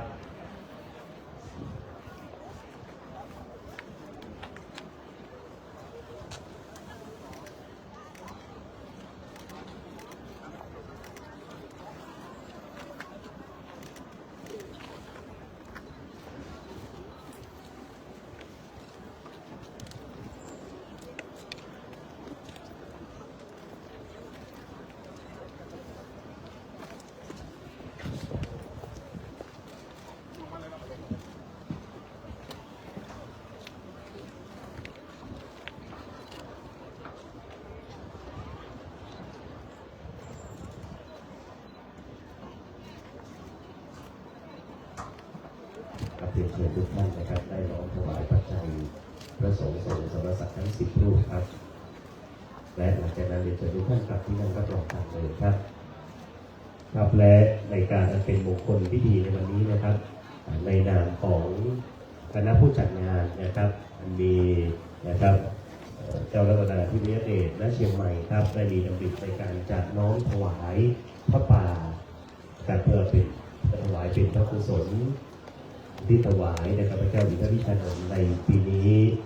ครับก่อนที่พระสงฆ์ทรงสมณศักดิ์ทั้งปวงนะครับจะเมตตาอนุโมทนานั้นผมจะขออนุญาตได้นำทุกท่านได้กล่าวคำถวายพระป่าสามัคคีพร้อมถวายในการนี้ด้วยนะครับและในการนี้ขอเรียนเชิญทุกท่านได้ตั้งนะโม3จบพร้อมกันหลังจากนั้นจะได้กล่าวคำถวายครับนะโมตัสสะภะคะวะโตอะระหะโตสัมมาสัมพุทธัสสะนะโมตัสสะภะคะวะโตอะระหะโตสัมมาสัมพุทธัสสะนะโมตัสสะภะคะวะโตอะระหะโตสัมมาสัมพุทธัสสะอิมานิมะยังพันเตอังสกุระจีวรานิสัพปริวารานิหิขุสังคัสสะโอ โอโนชยามะสาธุโนพันเตภิกขุสังโฆอิมานิอังสกุระจีวรานิสัพปริวารานิอติคันหาตูอัมหากังหิทรตังหิตายะสุขายะข้าแต่พระสงฆ์ผู้เจริญข้าพเจ้าทั้งหลายขอน้อมถวายซึ่งผ้าบังสุกุลจีวรพร้อมกับของบริวารทั้งหลายเหล่านี้แด่พระสงฆ์ขอพระสงฆ์โปรดจงรับซึ่งผ้าบังสุกุลจีวรพร้อมกับของบริวารทั้งหลายเหล่านี้ของข้าพเจ้าทั้งหลายเพื่อประโยชน์เพื่อความสุขแก่ข้าพเจ้าทั้งหลายตลอดกาลนานเทอญสาธุ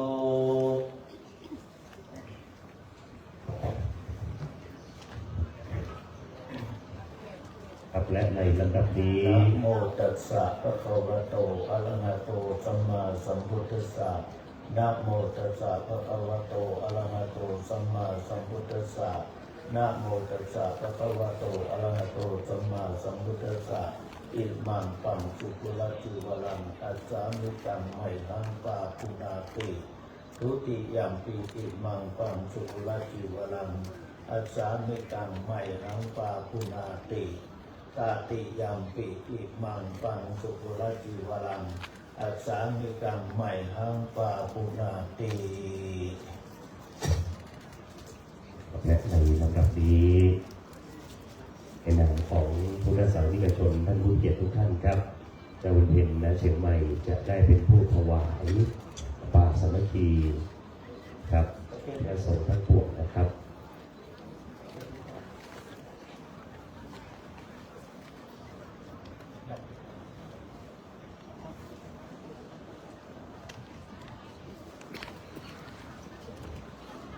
การถวาย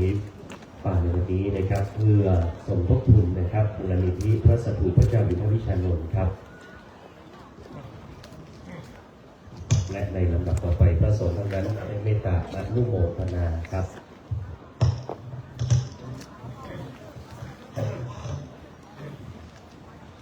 ยะถาวาริวะหาปุราปริปุเรนติสาครัง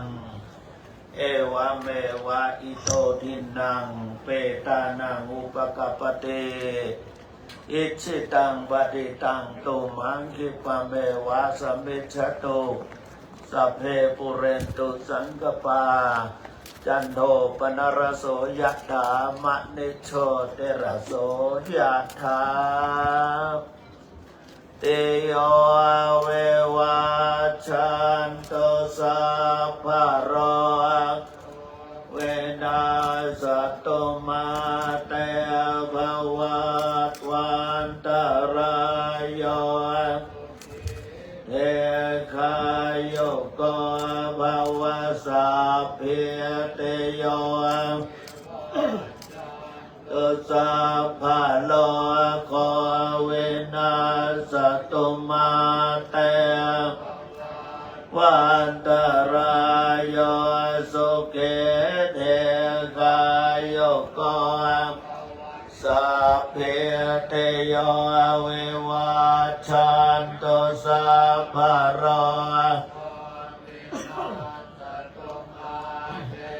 ภวัตวันตรายโยสุเกเทคายโยโกภวะอภิวาเดสเนจังวุฒาปัจจายโนจัตตารโอวัฏันติอายุวันโนสุขังภาลังอายัญจะขอดาเทนาเทนาสังฆังเตตาเทคาราตังเอตายาสดานาโส โสยติธรรมโมจะยังเนธาสิโตเปตานะปุอุลาราภรัญจะเบโกนามันโนปะเทนังเอปุญญังปัสสุตังอนาปการเตรัตนาตยาตยาเตชะสาธุขโลขพยาเวลาโสกาสัตตุจุปัตอเนกาอันตรายาเปเวนาสันตุอาเสสะโตสยเสตลาภังโสเทปะกยังสุขังวาลังสิเลอายุจวันโน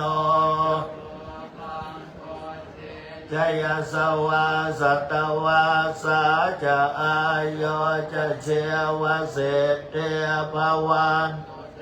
ภวตุสัพพมังคลังลาขันตุสัพวัตตาสัพพพุทธานุภาเวนัสสดาโสติภวันภวตุสัพพมังคลังลาขันตุสัพวัตตาสัพพสัมมานุภาเวนัสสดาโสติภวันภวตุสัพพมังคลังลาขันตุสัพพเทวตาสัพพสังฆานภาเวนัสสดาโสทิภาวันตุเตกับและบัดนี้การประกอบพิธีบำเพ็ญกุศลทักษิณานุปทานแห่ประเพณีไหว้สาพระเจ้าอินทวิชานนท์ประจำปี 2568 ได้เสร็จสิ้นในเบื้องต้นไปที่เรียบร้อยนะครับในลำดับนี้ได้ขอเรียนเชิญท่านประธานในพิธีครับท่านธนพล นราธิศรผู้ว่าราชการจังหวัดเชียงใหม่ได้ลาพระรัตนตรัยและกราบลาประธานสงฆ์ตามลำดับครับ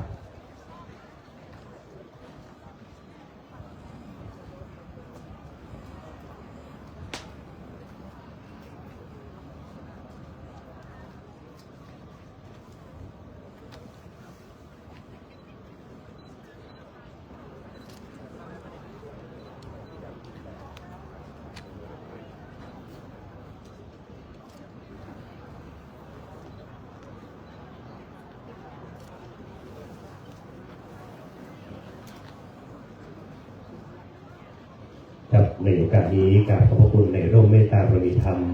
พระเดชพระคุณท่านเจ้าคุณพระสุวรรณเมธีครับรองเจ้าคณะจังหวัดเชียงใหม่องค์ประธานสงฆ์พระเดชพระคุณท่านเจ้าคุณพระราชปัญญาวิชิรุดมเจ้าคณะอำเภอจอมทองธรรมยุทธพระเดชพระคุณท่านเจ้าคุณพระราชวิชิระสิทธิรักษาการเจ้าคณะจังหวัดเชียงใหม่ลำพูนทั้งสอนธรรมยุทธพระเดชพระคุณท่านเจ้าคุณพระราชเวทีวิเจ้าวาดวัดพระธาตุศรีจอมทองพระเดชพระคุณพระวิสุทธิวัชราภรณ์เราเจ้าคณะอำเภอแม่ริมหลวงพ่อพระครูสุจิตปัญญารัตน์เจ้าคณะอำเภอจอมทองและพระสงฆ์สงฆ์สรศักดิ์นะครับทุกรูปด้วยความเคารพอย่างสูงครับในเมตตาในพิธีบำเพ็ญกุศลทักษิณานุปทานกิจการนี้ครับและในลำดับขั้นตอนต่อไปนะครับท่านพิธีกรนะครับจะได้ดำเนินพิธีการต่อไปครับขอบคุณครับ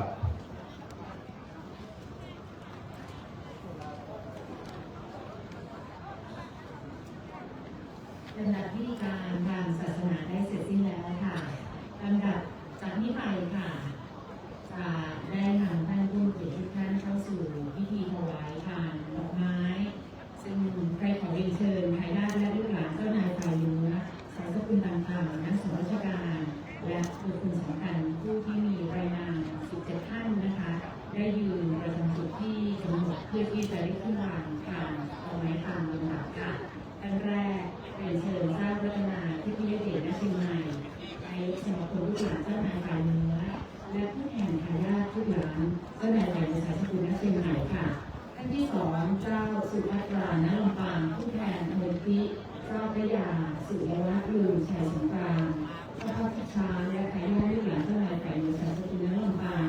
ท่านที่สามเจ้าสุดาพรณเชียงใหม่ผู้แทนมูลที่นครราชบัณฑิตอนุรักษ์ฝ่ายเหนือท่านที่สี่เจ้าปรีชา ณลำพูนผู้แทนอายุสมัครกลุ่มทายาทเจ้าหลวงลำพูนและทายาทลูกหลานเจ้านายฝ่ายหญิงสายสกุลณลำพูน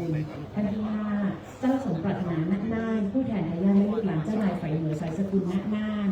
ท่านที่6เจ้าเจือจันทร์ณเชียงใหม่ผู้แทนทายาทและลูกหลานเจ้านายฝ่ายเหนือเจ้าเมืองเชียงรายและสายสกุลเจ้า7ตนท่านที่7เจ้า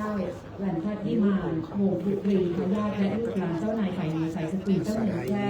ท่านที่8เจ้าสิทธิพงษ์ณเชียงใหม่ผู้แทนมูลนิธิปู่เจ้าหลวงเชียงใหม่ท่านที่9เ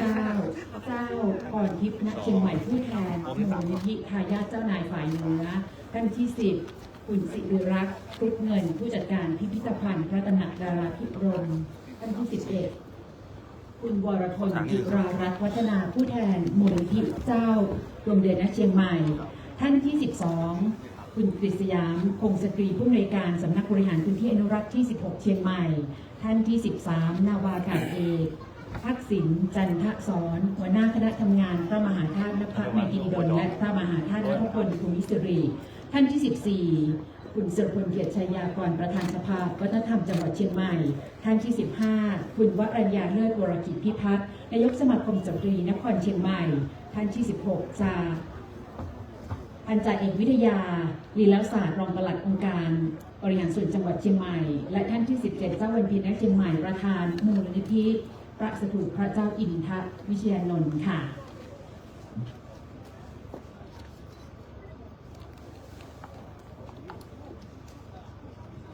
เรียนเชิญทั้ง17ท่านค่ะและในลำดับนี้ค่ะทายาทลูกหลานเจ้านายฝ่ายเหนือสายสกุลต่างๆพร้อมทั้งหัวหน้าส่วนราชการและบุคคลสำคัญทั้ง17ท่านค่ะจะได้ประกอบพิธีถวายผ่านต้นดอกค่ะ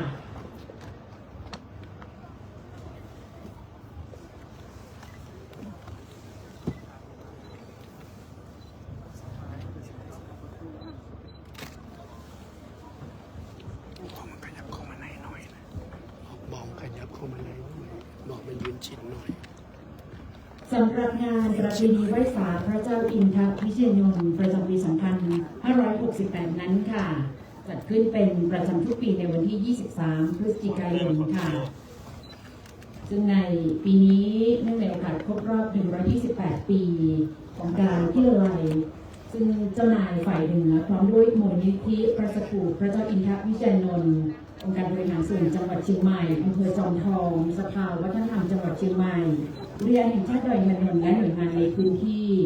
ใกล้เคียงค่ะได้ร่วมกันจัดขึ้นนะคะเพื่อเทิดพระเกียรติแสดงความกตัญญูและรำลึกถึงคุณงามความดีของพระองค์ที่ได้สร้างคุณประโยชน์สุขให้แก่ชาวเชียงใหม่ค่ะพระเจ้าอินทวิเชียรนนท์มีพระนามเดิมว่าพระเจ้าอินทวิเชียรนนท์พระหลเทพภักดีสีโยนางคราสวงศามหาประเทศราชาธิบดีนักพีศรีนคราพิพงษ์ดำรงพิพัฒน์ทิยางคราชูสาเจ้านครเชียงใหม่เดิมชื่ออินทนนท์เป็นบุตรของพระเจ้ามหาพรหมคำคงและแม่เจ้าคำล่าขึ้นครองราชย์เมื่อปีพุทธศักราช 2413 ในขณะที่มีอายุได้ 53 ปี เป็นเจ้าหลวงเชียงใหม่องค์ที่ 7 แห่งทิพย์จักราธิวงศ์ทรงดำรงพระอิสริยยศเป็นพระเจ้าเมืองประเทศราชองค์สุดท้าย และเป็นพระราชบิดาในพระราชยาเจ้าดารารัศมี พระราชยาในพระบาทสมเด็จพระจุลจอมเกล้าเจ้าอยู่หัวรัชกาลที่ 5 โดยได้เจริญรอยตามบุรพกษัตริย์และเจ้าหลวงเชียงใหม่มาอย่างต่อเนื่องในการทำนุบำรุงพระพุทธศาสนาและการศึกษาวัฒนธรรมตลอดจนด้านเศรษฐกิจอย่างมากมาย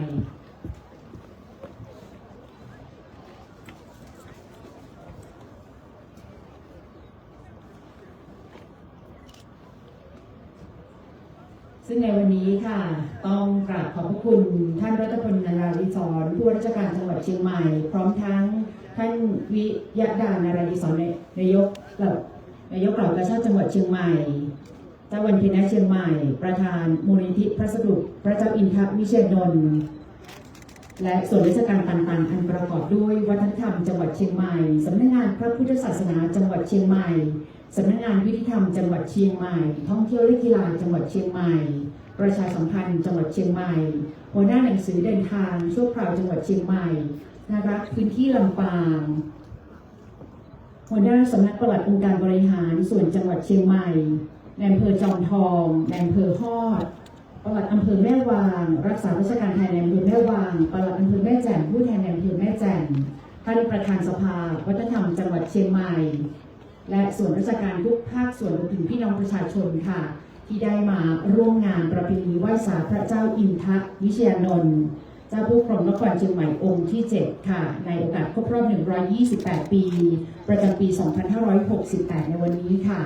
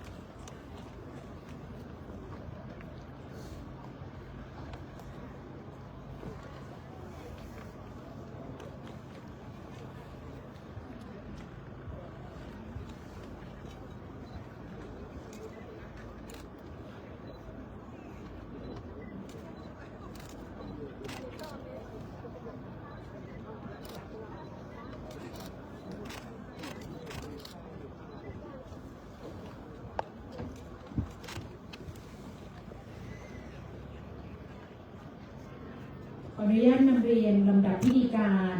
หลังจากเสร็จสิ้นพิธีถวายพานต้นดอกค่ะหลังจากเสร็จสิ้นพิธีการถวายพานต้นดอกแล้วค่ะจะเป็นพิธีถวายราชสักการะเบื้องหน้าพระรูปพระเจ้าอินทวิชยานนท์ซึ่งประธานพิธีคือนายรัฐมนตรีสอนผู้ราชการจังหวัดเชียงใหม่จะได้ประกอบพิธีโดยประธานจะได้จุดธูปเทียนเครื่องทองน้อยถวายสักการะพระรูปพระเจ้าอินทวิชยานนท์ตามลำดับจากนั้นประธานพิธีจะกล่าวคำสดุดีเทิดพระเกียรติพระเจ้าอินทวิชยานนท์จากนั้นประธานพิธีและผู้เข้าร่วมพิธีทั้งหมดจะได้ถวายความเคารพโดยพร้อมเพรียงกันค่ะและลำดับเมื่อประกอบพิธีถวายราชสักการะเบื้องหน้าพระรูปพระเจ้าอินทวิชยานนท์เสร็จสิ้นแล้วจะได้รับชมการแสดงในชุดยอยศพระราชยาเจ้าดารารัศมีโดยชมรมลูกเสือชาวบ้านจังหวัดเชียงใหม่จากนั้นจะเป็นการมอบของที่ระลึกให้หน่วยงานผู้สนับสนุนหลักทั้ง5หน่วยงานค่ะ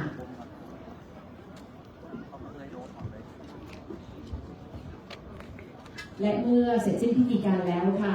จะได้เรียนเชิญท่านประธานในพิธีพร้อมทั้งท่านผู้เกียรติทุกท่านได้บันทึกภาพโดยในลำดับพิธีการเสร็จสิ้นแล้วค่ะก็จะได้มีการแสดงนะคะซึ่งวันนี้ค่ะต้องขอบคุณการแสดงนะคะจากหลายหน่วยงานในวันนี้ค่ะซึ่งจะยังคงมีการแสดงให้รับชมหลังจากเสร็จสิ้นพิธีการทั้งหมดค่ะ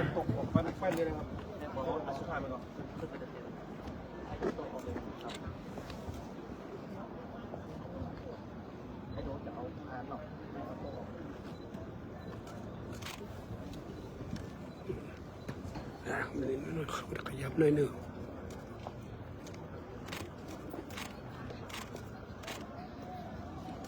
และขณะนี้พิธีถวายพานต้นดอกลำดับสุดท้ายเจ้าวันเพ็ญณเชียงใหม่ประธานกรรมการมูลนิธิพระสถูปพระเจ้าอินทวิชยานนท์ได้ดำเนินเสร็จสิ้นแล้วค่ะลำดับต่อไปค่ะได้ขอเรียนเชิญท่านผู้เกียรติทุกท่านเข้าสู่พิธีถวายราชสักการะเบื้องหน้าพระรูปพระเจ้าอินทวิชยานนท์ในงานประเพณีไหว้สาพระเจ้าอินทวิชยานนท์เจ้าผู้ครองนครเชียงใหม่องค์ที่ 7 ครบรอบ128 ปีประจำปีพุทธศักราช 2568 ค่ะในวันนี้ค่ะให้ขอเรียนเชิญ ประธานในพิธีแทรกประกอบพิธีถวายพานต้นดอกพระรูปพระเจ้าอินทวิชัยนนท์จุดธูปเทียนเครื่องทองน้อยถวายสักการะพระรูปพระเจ้าอินทวิชัยนนท์ตามลำดับขอเรียนเชิญท่านประธานค่ะ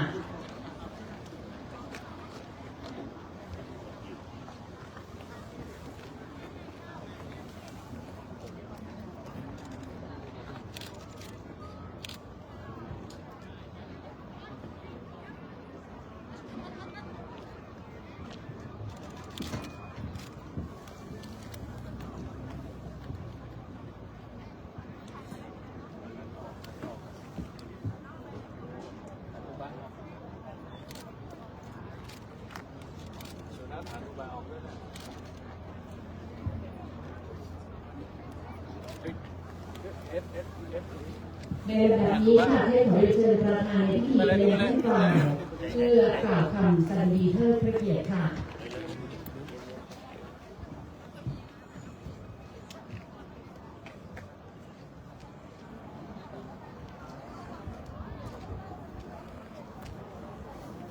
ขอเรียนเชิญท่านผู้มีเกียรติทุกท่านได้ยืนขึ้นค่ะพระเจ้าอินทวิชยานนท์เจ้าหลวงผู้ครองนครเชียงใหม่องค์ที่ 7ทรงมีนามเดิมว่าเจ้าอินทนนท์ทรงเป็นราชบุตรของเจ้ามหาพรหมคำคงกับแม่เจ้าคำล่าปกครองเมืองเชียงใหม่ระหว่างปีพุทธศักราช 2413 ถึง 2440 ได้รับพระมหากรุณาธิคุณโปรดเกล้าโปรดกระหม่อมพระราชทานอิสริยยศเป็น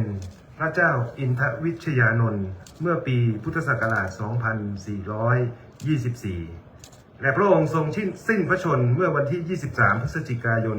พุทธศักราช 2440 พระเจ้าอินทวิชยานนท์เป็นเจ้าหลวงประเทศราชองค์สุดท้ายของเมืองเชียงใหม่ก่อนที่จะมีการรวมหัวเมืองประเทศราชเป็นส่วนหนึ่งของประเทศสยามพระองค์ได้ทำนุบำรุงด้านศาสนาด้านการศึกษาวัฒนธรรมและด้านเศรษฐกิจอย่างมากมายซึ่งสามารถกล่าวได้โดยสรุปดังนี้ด้านการศาสนาพระองค์ทรงมีศรัทธาในพระพุทธศาสนาอย่างมั่นคงโดยได้สร้างถาวรวัตถุในวัดต่างๆอาทิสร้างวิหารวัดพระธาตุดอยสุเทพวัดสวนดอกวัดพันเตาวัดแสนฝางและสร้างหน้าบันวิหารหลวงวัดพระสิงห์รวมถึงทรงถวายหอพระไตรปิฎกวัดเชียงมั่นถวายแหย่งช้างประดับทองไว้ที่วัดพระธาตุสีจอมทองเป็นต้นด้านการศึกษาเริ่มให้การศึกษาสำหรับสตรีครั้งแรกเมื่อปีพุทธศักราช 2418 จนกลายมาเป็นโรงเรียนดาราวิทยาลัยส่วนการศึกษาสำหรับเด็กชายนั้นได้มีการตั้งโรงเรียนเด็กชายวังสิงห์คำซึ่งกลายมาเป็นโรงเรียน Prince Royal วิทยาลัยในปัจจุบันด้านการปฏิรูปการปกครองมีการปฏิรูปการปกครองมณฑลพายัพในครั้งแรกในปีพุทธศักราช 2427 ด้านการเศรษฐกิจมีการปรับปรุงวิธีการเก็บภาษีอากรปรับปรุงเครื่องการป่าไม้พระองค์ได้ดำเนินวิเทศโยบายอย่างสุขุมรอบคอบในการรับการเปลี่ยนแปลงต่างๆที่เกิดขึ้นและด้วยความมีพระทัยที่เปี่ยมด้วยพระเมตตาก่อนพระองค์จะสิ้นพระชนม์ได้มีพระปณิธานให้นำพระอัฐิมาประดิษฐานไว้บนยอดดอยอินทนนท์ที่สูงที่สุดของเมืองเชียงใหม่เพื่อดวงพระวิญญาณของพระองค์จะได้คอยสอดส่องดูแลปกป้องคุ้มครองอาณาประชาราษฎร์ให้อยู่เย็นเป็นสุขเพื่อเป็นการรำลึกถึงพระเมตตาคุณของพระเจ้าอินทวิชยานนท์ที่ได้ทรงสร้างคุณประโยชน์ไว้ให้กับลูกหลานชาวเชียงใหม่เป็นอเนกประการเราชาวล้านนาไทยทั้งปวงอันมีเจ้านายฝ่ายเหนือลูกหลานข้าราชการทหารตำรวจพลเรือนกลุ่มแม่บ้านสมาคมองค์กรต่างๆได้ร่วมรำลึกถึงพระเมตตาธรรมอันยิ่งใหญ่ของพระองค์ด้วยความกตัญญูกตเวทิตาธรรมโดยพร้อมใจกันไหว้สาบูชาดวงวิญญาณที่ประดิษฐานอยู่ณพระสถูปแห่งนี้หากดวงวิญญาณของพระองค์ทรงสถิตณทิพยสถานพิมานแมนแห่งใดขอทรงทราบด้วยทิพยเนตรทิพยโสตและได้ทรงโปรดมารับการไหว้สาบูชาสักการะครั้งนี้ตามอัธยาศัยขอ อพระบารมีคุณอันบริสุทธิ์จงประสิทธิ์ประสาทสิริสวัสดิ์พิพัฒน์มงคล ให้เมืองเชียงใหม่และชาวล้านนาไทยทั้งปวงได้มีแต่ความสุขความเจริญรุ่งเรืองวัฒนาสถาพรสืบเนื่องต่อไปตลอดกาลนานด้วยเชิญ ทำความเคารพพร้อมกันค่ะ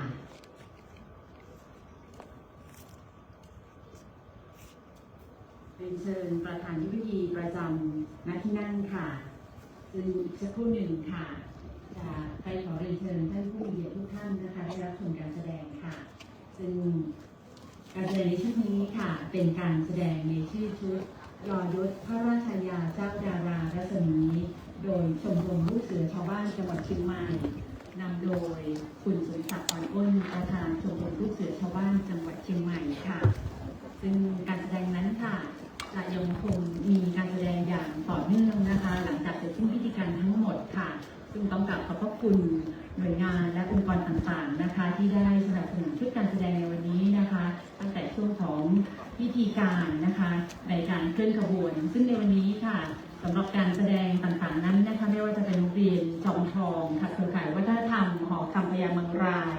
คณะศิษย์วัดป่าดาราพิรมค่ะสมาคมสตรีนครเชียงใหม่นะคะซึ่งขณะนี้การแสดงพร้อมแล้วค่ะขอเชิญท่านรับชมการแสดงและขอเสียงปรบมือนะคะเพื่อเป็นกำลังใจกับนักแสดงค่ะขอบพระคุณค่ะ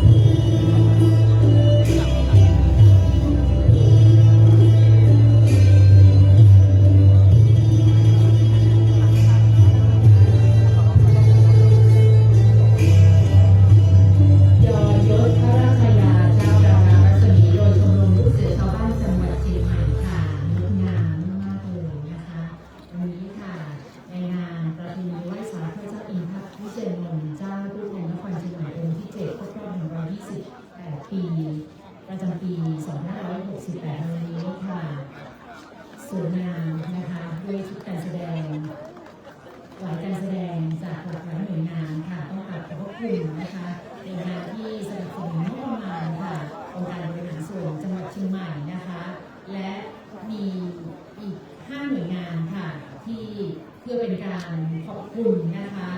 เจ้าเป็นพีนักเชียงใหม่ประธานกรรมการมูลนิธิพระสูตรพระเจ้าอินทวิเชียรนนท์ค่ะจะได้มอบของที่ระลึกแก่หน่วยงานหลักทั้ง5หน่วยงานนะคะ แล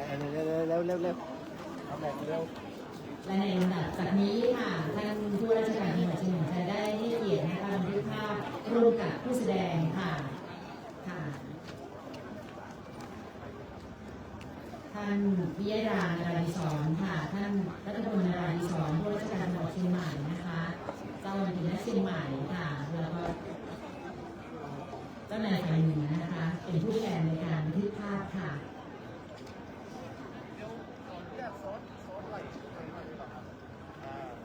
แม่หันหน้ามาทางนี้ครับหันมาด้านนี้ครับผมครับ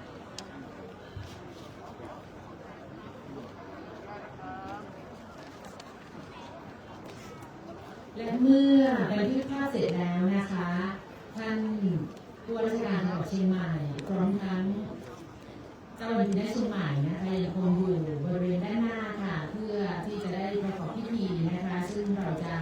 ได้มอบของที่ระลึกนะคะเพื่อเป็นการขอบคุณให้กับ5หน่วยงานค่ะ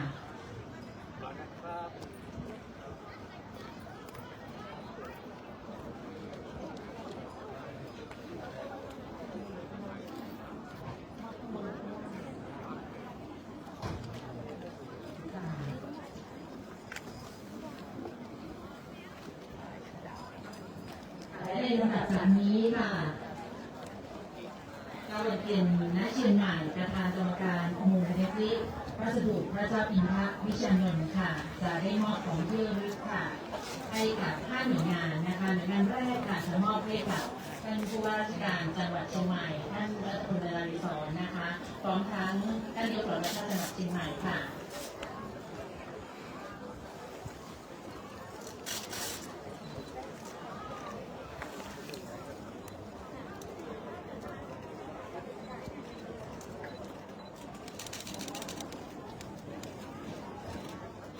ยักษ์ครับ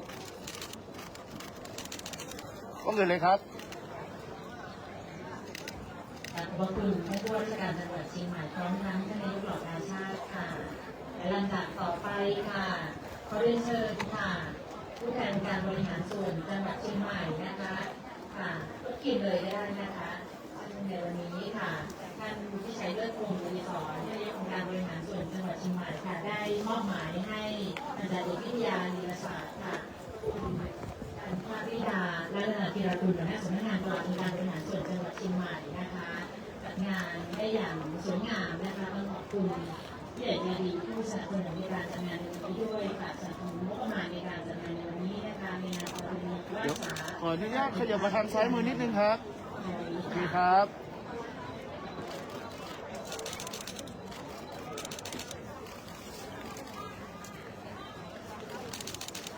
ก็เงินเลยครับ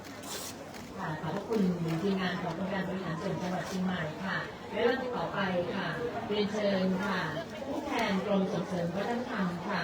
โดยท่านวัฒนธรรมจังหวัดเชียงใหม่ค่ะท่านวรวรรณสุนมากค่ะ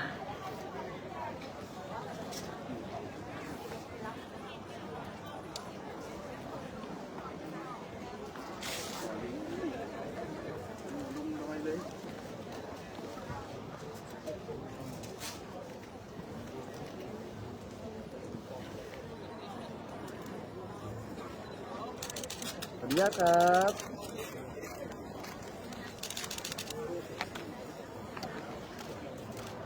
ขอบคุณค่ะและในลำดับต่อไปค่ะ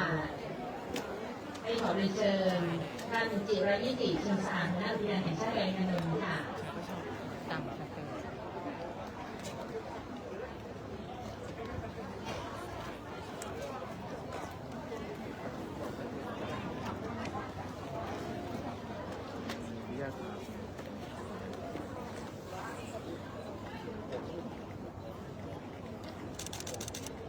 ขออนุญาตนะครับ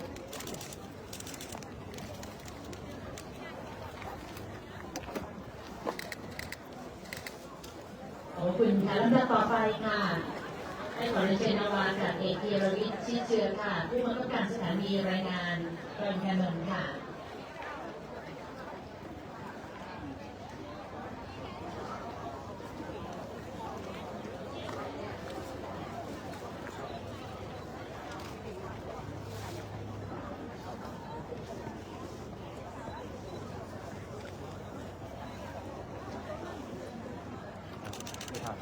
มาฝั่งนี้คุณ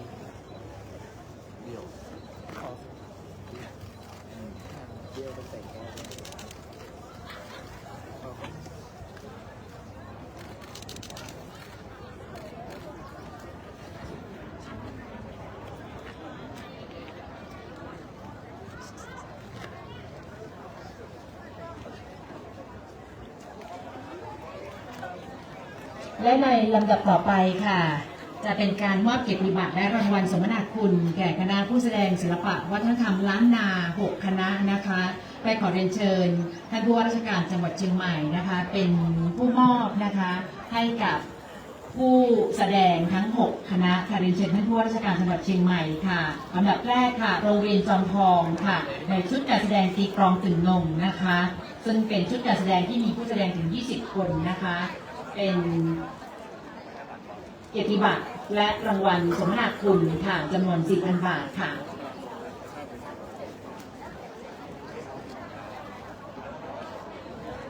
ลำดับต่อไปเตรียมตัวเลยนะคะเครือข่ายวัฒนธรรมหอคำพญามังรายค่ะชุดการแสดงฟ้อนล้านนาสักการะค่ะ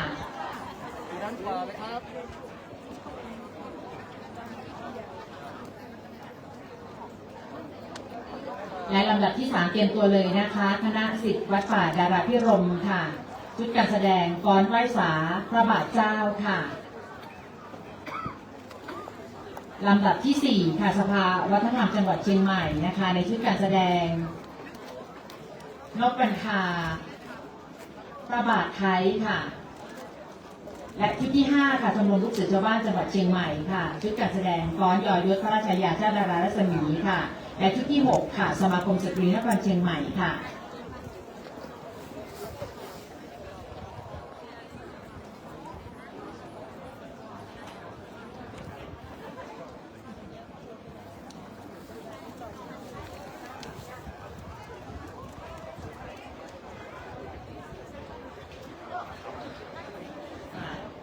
ลำดับต่อไปค่ะสภาวัฒนธรรมจังหวัดเชียงใหม่ค่ะชุดการแสดงนกวันตาพระบาทไทยค่ะ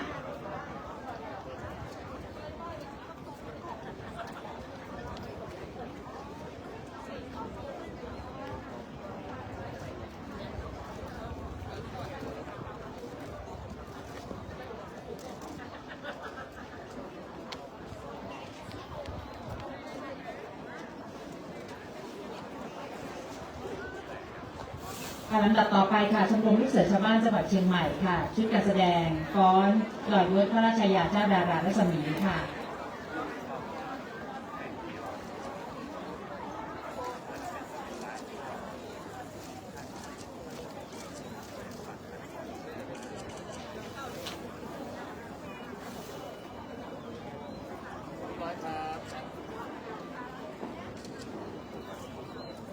ลำดับต่อไปค่ะ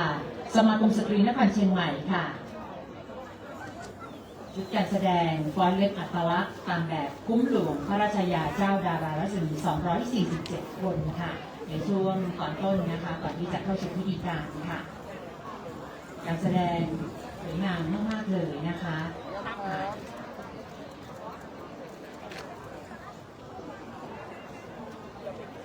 กราบขอบพระคุณท่านรัฐมนตรีที่สอนค่ะผู้ว่าราชการจังหวัดเชียงใหม่ค่ะ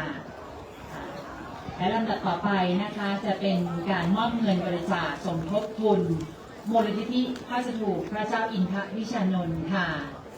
โดยขอเรียนเชิญค่ะเจ้าวันทีณเชียงใหม่นะคะรับมอบค่ะ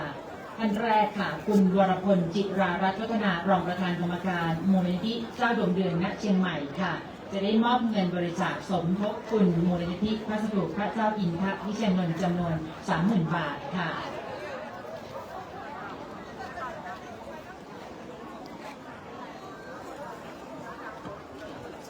ซึ่งในขณะนี้ค่ะเจ้าวันทีณเชียงใหม่ประธานมูลนิธิพระสถูปพระเจ้าอินทวิชานนท์และตำแหน่งรองประธานสภาวัฒนธรรมนะคะได้รับมอบนะคะเงินบริจาคสมทบทุนมูลนิธิพระสถูปพระเจ้าอินทวิชานนท์แล้วค่ะ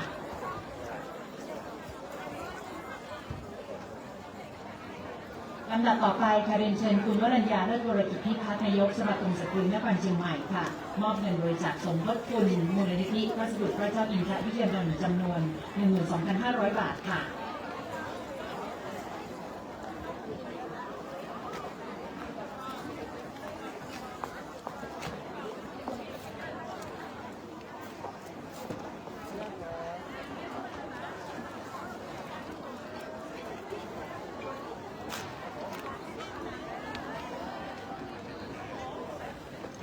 กราบขอบพระคุณนะคะทั้งสองท่านนะคะและก่อนที่จะรับชมการแสดงค่ะแค่ขอเรียนเชิญบันทึกภาพเป็นที่ระลึกนะคะโดยแค่ขอเรียนเชิญท่านประธานในพิธีให้เกียรติถ่ายภาพหมู่เป็นที่ระลึกร่วมกับคณะทายาทและลูกหลานเจ้านายฝ่ายเหนือทุกสายสกุลค่ะด้านหน้าเลยนะคะ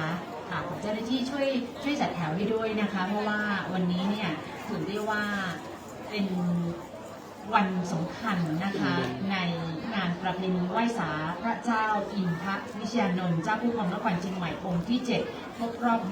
128 ปีค่ะและทุกท่านนะคะได้มาร่วมใน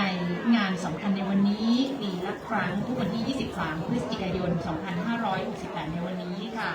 และได้รับเกียรติจากท่านรัฐพล นราธิศรผู้ว่าราชการจังหวัดเชียงใหม่ท่านปิยดา นราธิศรนายกเหล่ากาชาดจังหวัดเชียงใหม่นะคะซึ่งวันนี้จะได้บันทึกภาพร่วมกับทายาทและลูกหลานเจ้านายฝ่ายเหนือทุกสายสกุลค่ะ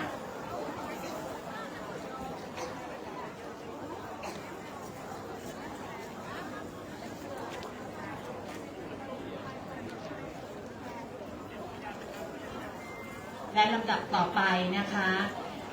จะได้เตรียมตัวนะคะเป็นชุดสุดท้ายค่ะจะได้บันทึกภาพเป็นที่ระลึกร่วมกับคณะหัวหน้าส่วนราชการระดับจังหวัดและส่วนราชการระดับอำเภอค่ะแล้วก็หน่วยงานองค์กรต่างๆนะคะสำหรับในวันนี้ค่ะยังคงเปิดให้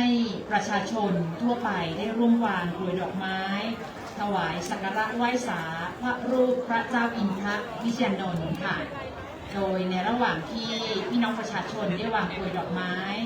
เราจะมีการแสดงนะคะซึ่งวันนี้นะคะคณะผู้แสดงศิลปะวัฒนธรรมจิตอาสาจาก4คณะค่ะซึ่งประกอบด้วยคณะโรงเรียนขามสุวรรณภูมิจังหวัดเชียงใหม่คณะโรงเรียนราชประชานุเคราะห์31อำเภอแม่แจ่มชมรมฮักฟ้อนอำเภอสันกำแพงและชมรมสืบสารลายฟ้อนอำเภอจอมทองค่ะ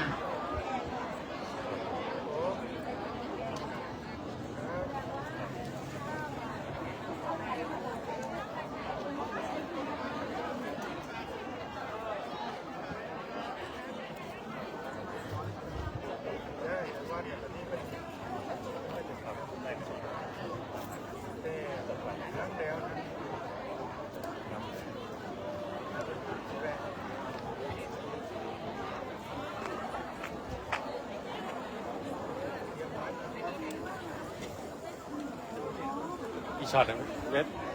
อีช็อตน่าสวน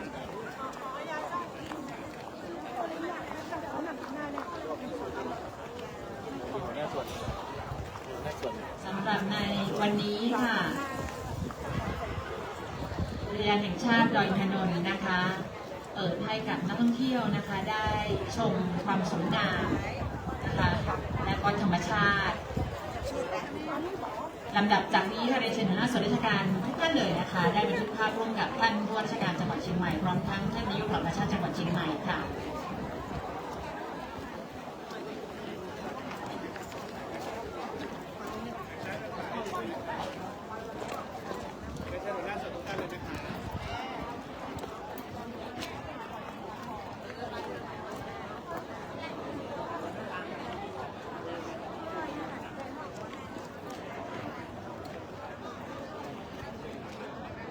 ถอยหลังนิดนึงนะคะ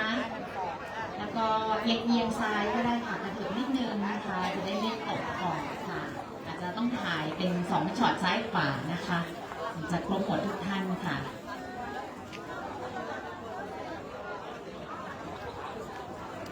วันนี้ค่ะเป็นความร่วมมือกันของหน่วยงานทุกภาคส่วนนะคะปีละครั้งค่ะที่เราจะมาสัมผัสอากาศหนาวเย็น สถานที่แห่งนี้นะคะณลานพระสถูปพระเจ้าอินทวิเชียรนนท์ค่ะและลานจอดรถบนยอดดอยอินทนนท์นะคะซึ่งถือได้ว่าเป็นกิจกรรมสำคัญนะคะที่เราจะได้รำลึกถึงนะคะคุณงามความดีนะคะของพระองค์ค่ะที่ได้ให้ไว้กับชาวเชียงใหม่ค่ะ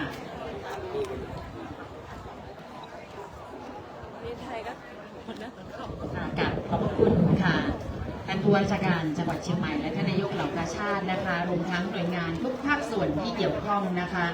ลำดับต่อไปค่ะจะได้รับชมการแสดงแล้วนะคะซึ่งขอเชิญชวนพี่น้องประชาชนค่ะที่ยังไม่ได้วางกลวยดอกไม้นะคะถวายสักการะไหว้สาพระรูปพระเจ้าอินทวิเชียรนนท์ค่ะ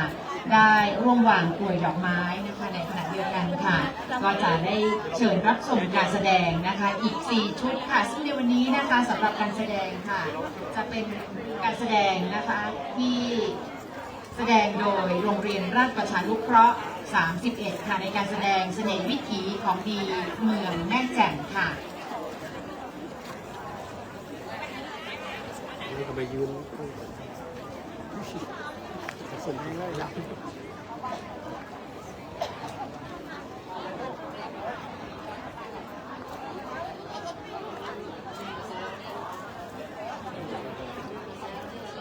เจ๊เจ๊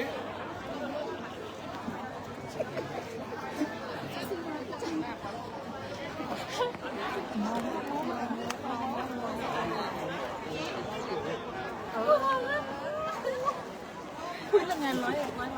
อันเดียวจะทำแถวค่ะ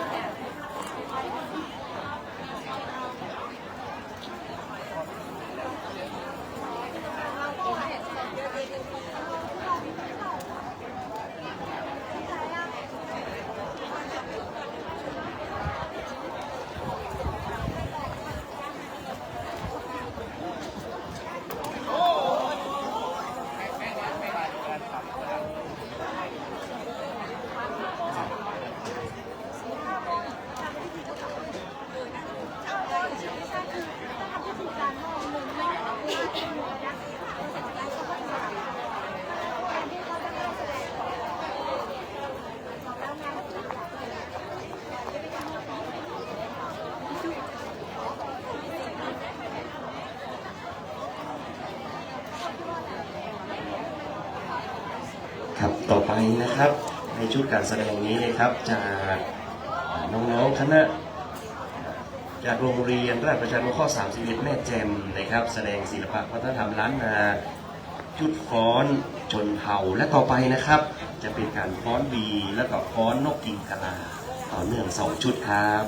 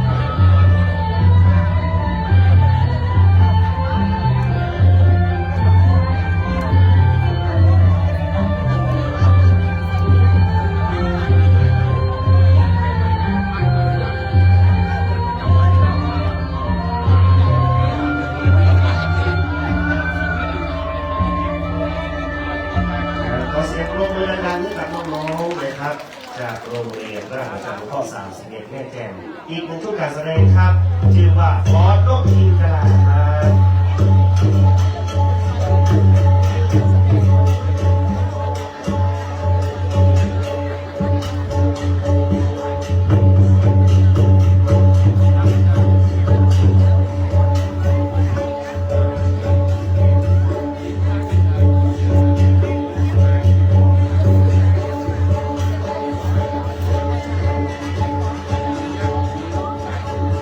เสียงจากโลกดีขนาดนะครับลมนักฟ้อนองค์กรสารพิษเป็นเรียบด่วนเลยนะครับเอาทันทีนะครับ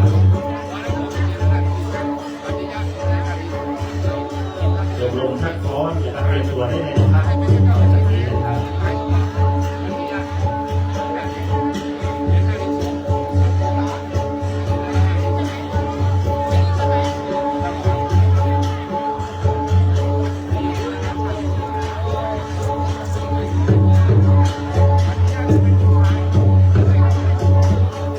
เดี๋ยวเชิญทุกท่านดูรอบการแสดงก่อนนะครับการแสดงยังมีหลายชุดเลยนะครับ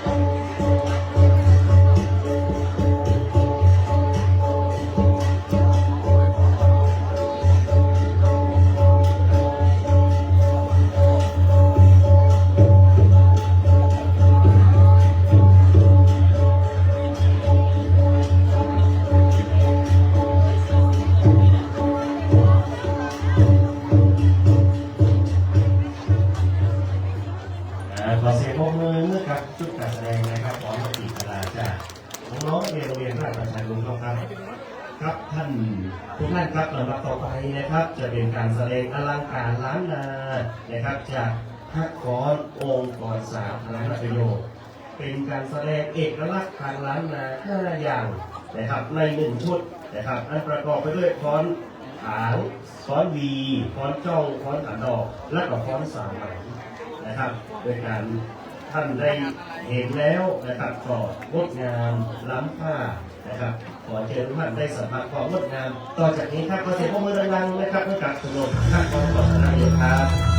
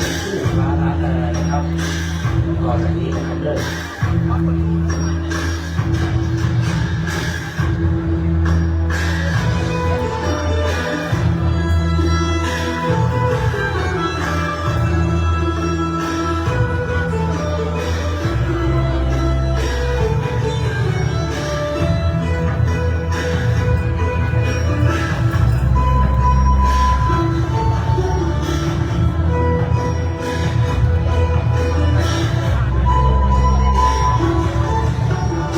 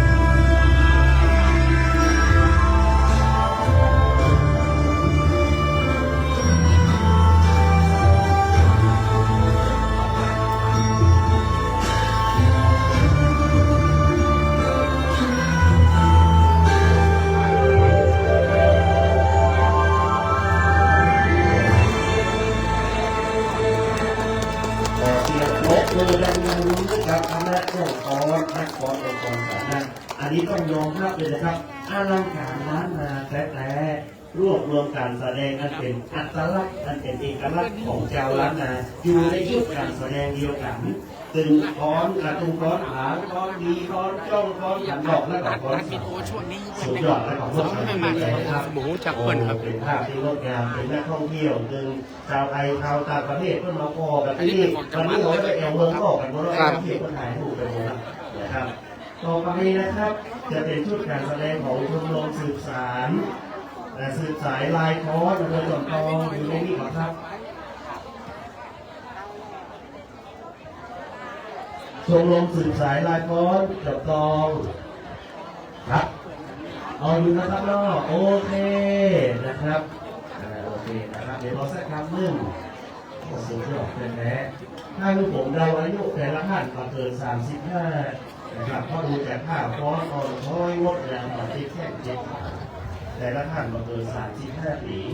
นะครับรวมกันแล้วมาเกิน200 ปีครับครับต่อไปนะครับชมรมสื่อสารลายคอร์สยังมีการแสดงหลายชุดนะครับคณะของครูจากโรงเรียนฐานสุวรรณนะครับเชียงใหม่ศิลปะการแสดงชุดของใจล้านนานะครับของพลตรีเจ้าแก้วนวราชเชียงทองนครเชียงใหม่นะครับแสดงคอร์สนะครับเดี๋ยวรอสักคำหนึ่งนะครับพอผมเป็นครูรอคำนะครับขอเสียงปรบมือดังๆด้วยกันก็ได้ครับขอสาระแห่งครั้งหนึ่งนะครับขอบพระคุณทุกท่านครับวันนี้เปิดมาด้วยจิตอาสาแท้ๆขอบพระคุณครับและต่อไปครับจะเป็นการรับชมการแสดงจากชมรมสืบสายลายพรอำเภอจอมทองแสดงศิลปะวัฒนธรรมล้านนาทุกคู่ฟ้าล้านนาครับขอเสียงปรบมือเป็นกำลังใจดังๆกับทุกท่านครับ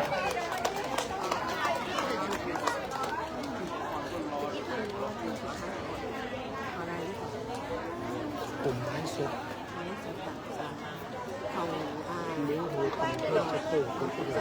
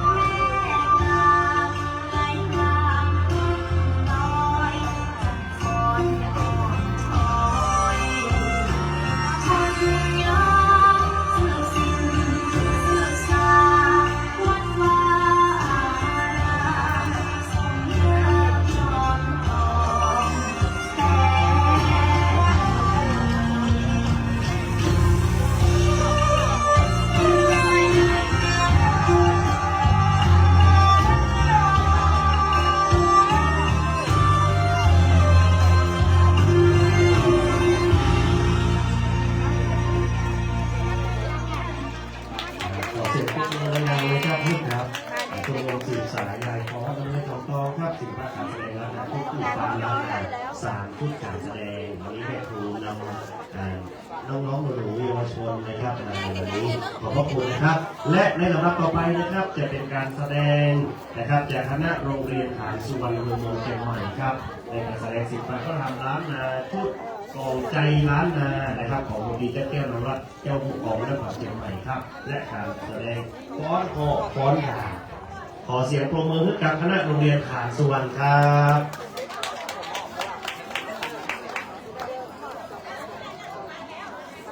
ว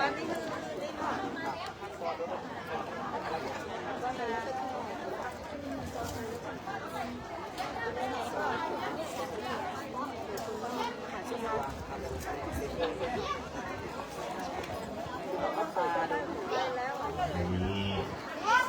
ครูนะครับได้นำการแสดงมานะครับและตรงนี้นะครับเราเอาพอดีเจ้าแก้วของราชของขอนเชียงใหม่ครับนำมาแสดงดีครับเชิญรับชมรับฟังและบัดนี้ครับ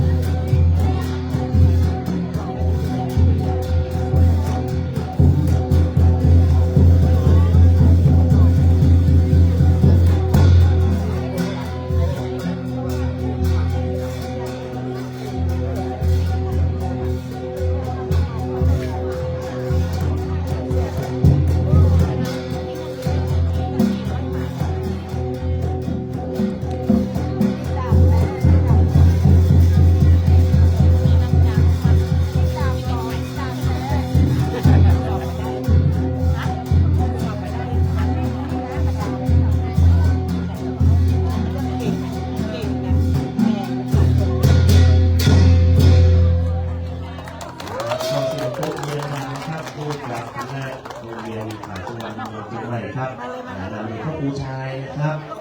ทำอย่างเป็นไรครับพ่อครูขอบพระคุณนะครับ เสียงกล่อใจที่มีพลังขนาดนี้นะครับได้ยินก็เป็นคนหูได้ดูก็เป็นผู้ตานะครับวันนี้ได้มาหันก็เป็นผู้ใจขอขั้นเวลาสักคำนึงนะครับขออนุญาตเจ้าหน้าที่อุทยานแต่บันทึกภาพครับเจ้าขอเราเตรียมได้เลยนะครับเปิดก่อนจะได้เป็นฉากงามเจ้าหน้าที่อุทยานนะครับไปดำเนินบันทึกภาพเจอเลยครับด้านหน้าเวทีครับด้านหน้าเวทีครับ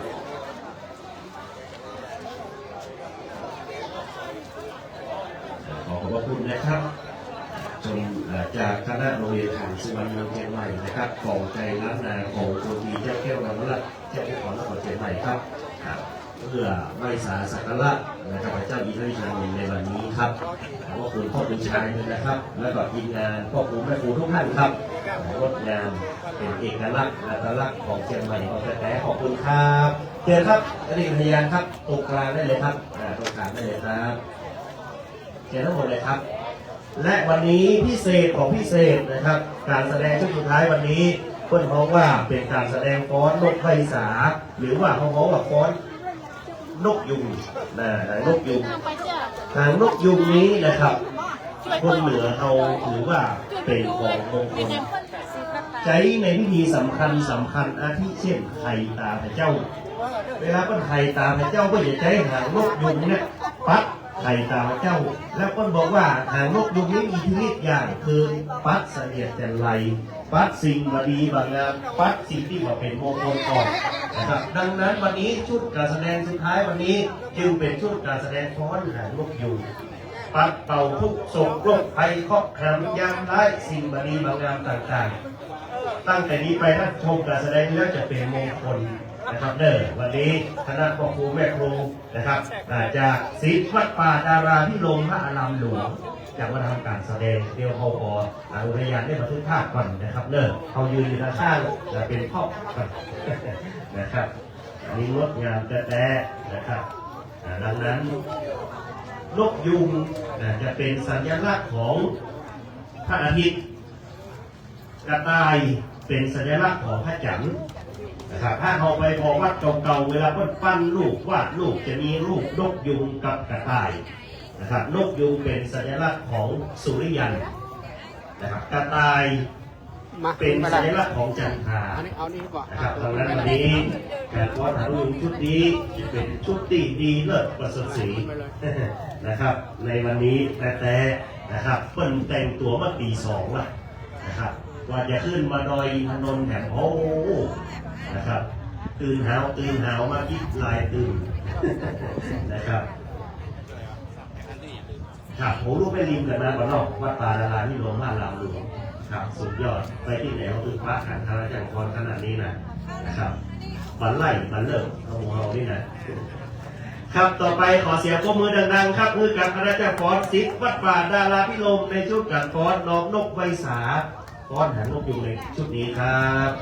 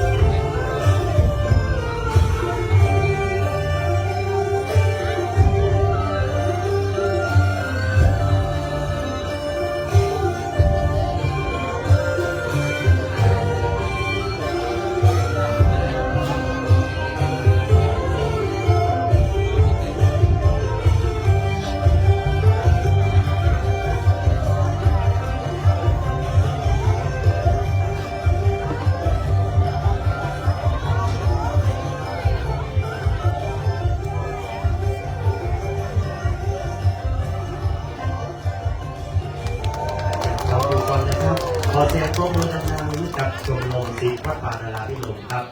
เชิญเจ้าหัวด้านหน้าก่อนนะครับลำดับนี้จะได้เรียนเชิญนะครับเจ้าวันเพ็ญนาเชียงใหม่นะครับประธานมูลนิธิพระสัตยูเจริญเรือนนท์นะครับได้มอบเกียรติบัตรนะครับแทนคำขอบคุณนะครับที่คณะจักรศิษย์วัดป่านาราพิรมท่านรำหลวงได้มาฟ้อนร่ายรำงดงามปิดท้ายในพิธีวันนี้อย่างงดงามยิ่งใหญ่นะครับและก็อลังการนะครับต้องขอขอบพระคุณนะครับ ครับ1 2 3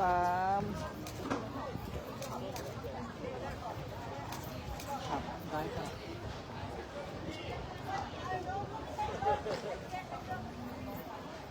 นะครับในนามของท่านนายกสมาคมนะครับตีนครเชียงใหม่นะครับท่านวรัญญาเลิศวรกิจพิพัฒน์ในมอบของที่ระลึกนะครับให้กับคณะเจ้าฟ้อนนะครับขอบพระคุณนะครับ